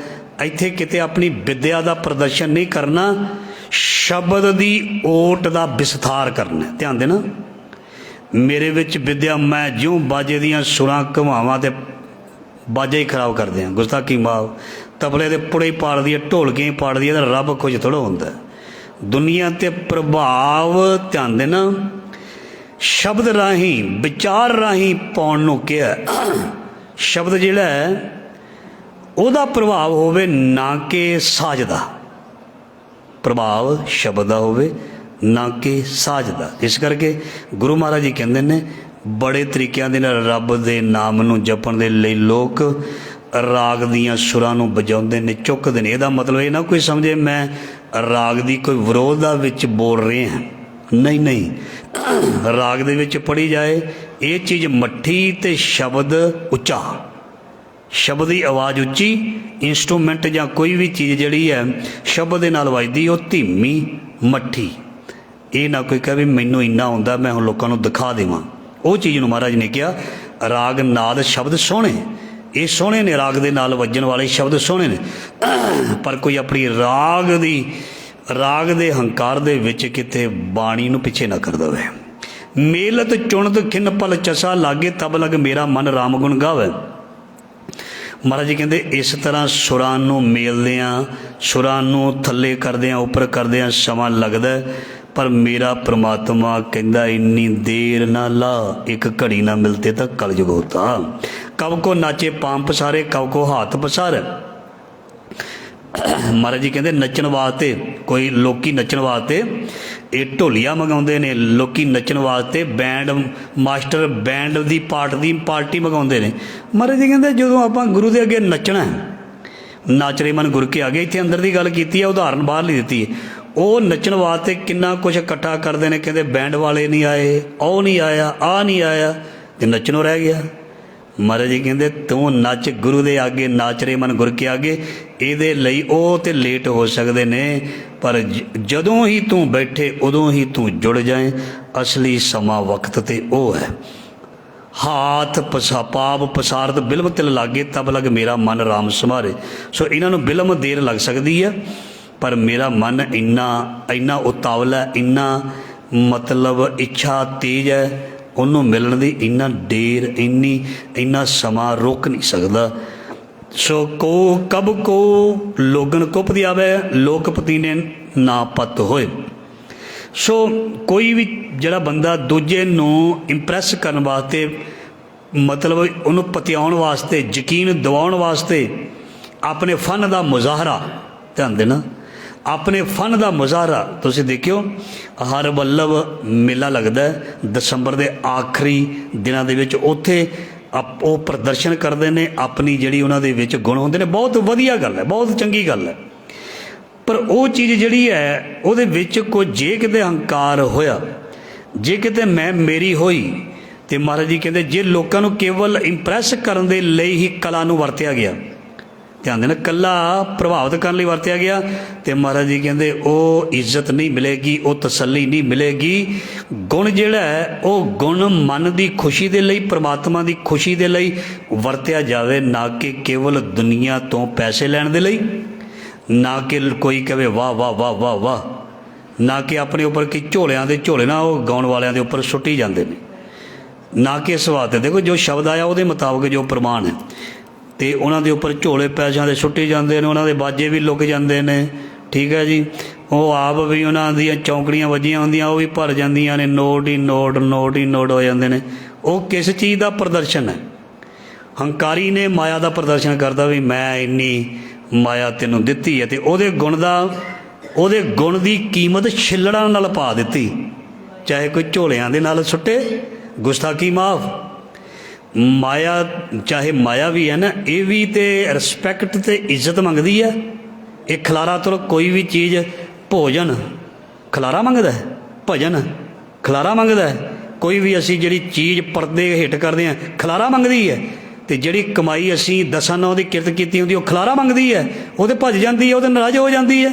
ਇਸ ਕਰਕੇ ਜਿਹੜਾ ਸਟੇਜ ਦੇ ਉੱਤੇ ਚਾਹੇ ਲੱਗਾ ਕੋਈ ਗਵਈਆ, ਆ ਦੇਖੋ ਤੁਸੀਂ ਇੱਥੇ ਪੈਸੇ ਪਾਉਂਦੇ ਹੋ, ਬੜੇ ਸਤਿਕਾਰ ਨਾਲ ਪ੍ਰੇਮ ਨਾਲ ਰੱਖਦੇ ਹੋ, ਕਈ ਬੜੇ ਪ੍ਰੇਮ ਨਾਲ ਰੱਖਦੇ, ਇਸੇ ਤਰ੍ਹਾਂ ਰੱਖਣੇ ਚਾਹੀਦੇ। ਅਤੇ ਜੇ ਇੱਦਾਂ ਸੁੱਟੇ ਜਾਣ, ਉਹਨੂੰ ਵੀ ਮਾਇਆ ਐਡੀ ਦੂਰ ਸੁੱਟੇਗੀ। ਯਾਦ ਰੱਖਣਾ ਇੱਕ ਦਿਨ ਜ਼ਰੂਰ ਆਏਗਾ, ਚਾਹੇ ਉਹਦੇ ਭੰਡਾਰੇ ਭਰੇ ਰਹਿਣ, ਪਰ ਉਹ ਅੰਦਰੋਂ ਤੜਫਦਾ ਰਹੇਗਾ ਮਾਇਆ ਕਰਕੇ ਵੀ, ਕਿਉਂਕਿ ਜਿਸ ਚੀਜ਼ ਦੀ ਰਿਸਪੈਕਟ ਇੱਜ਼ਤ ਨਾ ਕੀਤੀ ਜਾਵੇ, ਉਹ ਅੱਗਿਓਂ ਉਹ ਚੀਜ਼ ਵੀ ਜਿਹੜੀ ਆ ਰਿਸਪੈਕਟ ਦੇ ਇੱਜ਼ਤ ਨਹੀਂ ਦਿੰਦੀ, ਚਾਹੇ ਮਾਇਆ ਕੋਈ ਸੰਸਾਰੀ ਹੈ। ਧਿਆਨ ਦੇਣਾ। ਇਸ ਕਰਕੇ ਮਹਾਰਾਜ ਜੀ ਕਹਿੰਦੇ ਕਬ ਕੋ ਲੋਗਣ ਕੋ ਪਤੀ ਆਵੇ, ਲੋਕਾਂ ਨੂੰ ਪਤਿਆਉਣ ਦੇ ਲਈ ਗਵਈਏ ਨੇ ਗਾਇਆ, ਤੇ ਸਾਹਮਣੇ ਸੁਣਨ ਵਾਲੇ ਨੇ ਵਾਹ ਵਾਹ ਕੀਤੀ, ਤੇ ਫਿਰ ਜੀ ਉਹਦਾ ਨਾਮ ਵੀ ਲੈ ਦਿੱਤਾ। ਗਵਈਏ ਨਾਮ ਵੀ ਲੈਂਦੇ ਨੇ, ਵੇਲ ਜੀ ਵੇਲ ਕਹਿੰਦੇ ਆ ਨਾ, ਉਹ ਚੀਜ਼ ਇੱਕ ਹੰਕਾਰ ਦੀ ਨਿਸ਼ਾਨੀ ਹੈ। ਕਿਉਂ ਬਈ? ਸਤਿਕਾਰ ਕਰਨਾ ਤੂੰ ਪ੍ਰੇਮ ਦੇ ਨਾਲ ਸਤਿਕਾਰ ਕਰਦੇ, ਗੁਣ ਦੀ ਕੋਈ ਕੀਮਤ ਨਹੀਂ ਦੇ ਸਕਦਾ। ਧਿਆਨ ਦੇਣਾ। ਉਸਤਾਦ ਕੋਲ ਕਿਸੇ ਨੇ ਕੱਪੜੇ ਸੀਨੇ ਸਿੱਖੇ ਹੋਣ, ਉਸਤਾਦ ਕੋਲ ਕਿਸੇ ਨੇ ਰੰਦਾ ਚਲਾਉਣਾ, ਆਰੀ ਚਲਾਉਣੀ ਸਿੱਖੀ ਹੋਵੇ ਹੈ, ਤੇ ਉਹ ਇੱਦਾਂ ਚੱਕ ਕੇ ਪੈਸੇ ਉਹਦੇ ਮਾਰੇ, ਉਹ ਥੱਪੜ ਮਾਰੇਗਾ। ਤੂੰ ਮੇਰਾ ਸਤਿਕਾਰ ਕਰ ਰਿਹਾ ਕਿ ਮੇਰੀ ਬੇਇੱਜ਼ਤੀ ਕਰ ਰਿਹਾ? ਉਹ ਤੇ ਇੱਜ਼ਤ ਦੇ ਨਾਲ ਦਸਤਾਰ ਦੇ ਉੱਪਰ ਪੈਸੇ ਰੱਖ ਕੇ ਉਹਦੀ ਝੋਲੀ ਦੇ ਵਿੱਚ ਰੱਖ ਕੇ ਮੱਥਾ ਟੇਕੇਗਾ। ਇਹ ਤੇ ਤਰੀਕਾ ਹੈ ਨਾ, ਇਹ ਤੇ ਸਤਿਕਾਰ ਹੈ। ਇਸ ਕਰਕੇ ਇਹ ਜਿਹੜੀਆਂ ਚੀਜ਼ਾਂ ਨੇ, ਚਾਹੇ ਮੈਂ ਆ ਚਾਹੇ ਤੁਸੀਂ ਆ, ਜਿਹੜੀ ਮਾਇਆ ਹੈ ਨਾ, ਹੁਣ ਸਮਾਂ ਹੋ ਚੁੱਕਾ ਇਸ ਨੂੰ ਜਿਹੜੀ ਨਾ ਤਾਂ ਨੂੰ ਉਠਾ ਕੇ ਹੰਕਾਰ ਦੱਸ ਕੇ ਬਾਹਰਲੇ ਮੁਲਕਾਂ ਵਿੱਚ ਵੀ ਦੇਖੋ ਕਿੱਦਾਂ ਕਮਾਉਂਦੇ। ਮੈਂ ਡਾਲਰ ਸੁੱਟਦੇ ਵੇਖ, ਕਿਹੜੀ ਸਿਆਣਪ ਹੈ ਉਹ? ਇਹ ਸਿਆਣਪ ਹੈ? ਵਿਚਾਰ ਕਰ ਲਿਓ। ਤੁਸੀਂ ਖੂਨ ਪਸੀਨੇ ਦੀ ਕਮਾਈ ਨੂੰ ਪੈਰਾਂ ਵਿੱਚ ਰੋਲੋ, ਬਹੁਤ ਸਿਆਣੇ ਹੋ, ਸ਼ਾਬਾਸ਼ ਤੁਹਾਡੇ। ਆਪਣੇ ਨਿਆਣੇ ਕੋ ਪੁੱਛ ਲੈਣਾ ਵੀ ਮੈਂ ਸਿਆਣਪ ਕਰਕੇ ਆਇਆ ਕਿ ਇਹ ਵਧੀਆ ਗੱਲਾਂ ਕਰਕੇ ਆਇਆ। ਨਿਆਣਾ ਤੁਹਾਡਾ ਪੈਸਾ ਇਹਦਾ ਪਾੜ ਦੇਵੇ ਸਾਡੇ ਸਾਹਮਣੇ 2000 ਦਾ ਨੋਟ ਚਪੇੜ ਸੁੱਟਾਂਗੇ ਕਿ ਨਹੀਂ? ਤੂੰ ਨੋਟ ਪਾੜ ਦਿੱਤਾ ਕਹਾਂਗੇ ਨਾ, ਨੋਟ ਖਰਾਬ ਕਰ ਦਿੱਤਾ। ਤੇ ਜੇ ਪੈਰਾਂ ਵਿੱਚ ਕਿਸੇ ਦੀ ਪੱਗ ਸੁੱਟੀ ਜਾਵੇ ਇੱਜ਼ਤ ਹੁੰਦੀ ਹੈ? ਦੇ ਪੈਸੇ ਰਾਤ ਨੂੰ ਸ਼ਾਮ ਨੂੰ ਕੋਈ 500 ਰੁਪਇਆ ਕਮਾ ਕੇ ਲਿਆਇਆ ਹੋਵੇ ਅਤੇ ਉਹਨੂੰ ਪੈਰਾਂ ਦੇ ਵਿੱਚ ਸੁੱਟੇ, ਉਹਦੀ ਬੇਅਦਬੀ ਕਰੇ, ਉਹ ਬੰਦਾ ਸਿਆਣਾ ਹੁੰਦਾ ਜਾਂ ਬੇਵਕੂਫ ਹੁੰਦਾ? ਉਹ ਆਪਣਾ ਆਪ ਹੀ ਅੰਦਾਜ਼ਾ ਲਾ ਲੇ। ਗੱਲਾਂ ਨੇ ਖਰੀਆਂ ਅਤੇ ਸਿੱਧੀਆਂ। ਜੇ ਮੈਂ ਵੀ ਕਰਾਂਗਾ ਮੇਰੇ 'ਤੇ ਵੀ ਢੁਕੇਗੀ, ਜੇ ਕੋਈ ਕਰ ਚੁੱਕਿਆ ਤਾਂ ਛੱਡ ਦਈਏ। ਜੇ ਕਿਸੇ ਨੂੰ ਪੈਸੇ ਦੇਣੇ ਨਾ, ਬੈਂਡ ਮਾਸਟਰ ਨੂੰ ਦੇਣੇ ਨੇ, ਉਹਦੇ ਹੱਥ 'ਚ ਫੜਾਓ। ਜੇ ਕਿਸੇ ਨੂੰ ਤੁਸੀਂ ਉਹਦੇ ਗੁਣ ਦੀ ਕਦਰ ਕਰਨੀ, ਉਹਨੂੰ ਹੱਥ 'ਚ ਫੜਾ ਦਿਓ। ਲੈ ਵੀ ਸੋਹਣਾ ਵਜਾਉਣਾ ਤੂੰ, ਸੋਹਣਾ ਗਾਉਣਾ ਤੂੰ, ਆ ਲੈ, ਉਹਨੂੰ ਇੱਜ਼ਤ ਦੇ ਦਿਓ, ਉਹਨੂੰ ਤਰੀਕੇ ਨਾਲ ਫੜਾ ਦਿਓ। ਇਸ ਕਰਕੇ ਗੁਰੂ ਮਹਾਰਾਜ ਜੀ ਕਹਿੰਦੇ ਵੀ ਲੋਕਾਂ ਨੂੰ ਪਤਿਆਉਣ ਦੇ ਲਈ ਤੂੰ ਬਾਹਰਲੇ ਕਰਮ ਕਾਂਡ ਕਰਦੇ, ਉਹ ਵੀ ਤੈਨੂੰ ਬਸ 4 ਛਿੱਲੜ ਦੇ ਦੇਣਗੇ। ਇਹਦੇ ਨਾਲ ਮੈਨੂੰ ਇੱਜ਼ਤ ਨਹੀਂ ਪੂਰੀ ਮਿਲਣੀ ਉਸ ਦਰਗਾਹ ਤੋਂ, ਉਸ ਦਰਬਾਰ ਤੋਂ। ਜਨ ਨਾਨਕ ਹਰ ਹਿਰਦੇ ਸਦ ਧਿਆਓ, ਤਾ ਜੈ ਜੈਕਾਰ ਕਰੇ ਸਭ ਕੋਈ। ਮਹਾਰਾਜ ਜੀ ਕਹਿੰਦੇ ਅੰਦਰੋਂ ਯਾਦ ਕਰਿਆ ਕਰੋ, ਅੰਦਰੋਂ ਉਹਨੂੰ ਜਪਿਆ ਕਰੋ, ਐ ਨਿਸ਼ਚਿੰਤ ਹੋ ਕੇ, ਨਿਡਰ ਹੋ ਕੇ ਪੂਰੇ। ਕੋਈ ਮਨ 'ਤੇ ਬੋਝ ਨਾ ਰੱਖਿਓ, ਕਿਸੇ ਤਰ੍ਹਾਂ ਦਾ ਭੈ, ਕਿਸੇ ਤਰ੍ਹਾਂ ਦਾ ਡਰ, ਕਿਸੇ ਤਰ੍ਹਾਂ ਦੀ ਚਿੰਤਾ ਨਾ ਰੱਖਿਓ। ਅਤੇ ਮਹਾਰਾਜ ਜੀ ਕਹਿੰਦੇ ਫਿਰ ਜੈ ਜੈਕਾਰ ਹੋਏਗੀ, ਹਰ ਮਨ ਤਨ ਵਸਿਆ ਸੋਈ, ਜੈ ਜੈਕਾਰ ਕਰੇ ਸਭ ਕੋਈ। ਸੋ ਬਹੁਤ ਪਿਆਰੀਆਂ ਵਿਚਾਰਾਂ ਗੁਰੂ ਮਹਾਰਾਜ ਜੀ ਨੇ ਮਿਹਰ ਕਰਕੇ ਸਾਨੂੰ ਸਰਵਣ ਕਰਵਾਈਆਂ ਹਨ। ਜੇ ਕੋਈ ਇੱਕ ਅੱਧੀ ਚੰਗੀ ਲੱਗੇ ਤੇ ਗੌਰ ਕਰਨਾ, ਮੈਂ ਵੀ ਤੇ ਤੁਸੀਂ ਜ਼ਰੂਰ ਉਹਨੂੰ ਅਪਣਾਈਏ ਤੇ ਆਪਣੇ ਜੀਵਨ ਨੂੰ ਸੋਹਣਾ ਬਣਾਈਏ ਵਿਚਾਰਾਂ ਦੇ ਨਾਲ। ਇੰਨੀ ਸੇਵਾ ਪ੍ਰਵਾਨ, ਭੁੱਲਾਂ ਚੁੱਕਾਂ ਦੀ ਖਿਮਾ। ਵਾਹਿਗੁਰੂ ਜੀ ਕਾ ਖਾਲਸਾ, ਵਾਹਿਗੁਰੂ ਜੀ ਕੀ ਫਤਿਹ।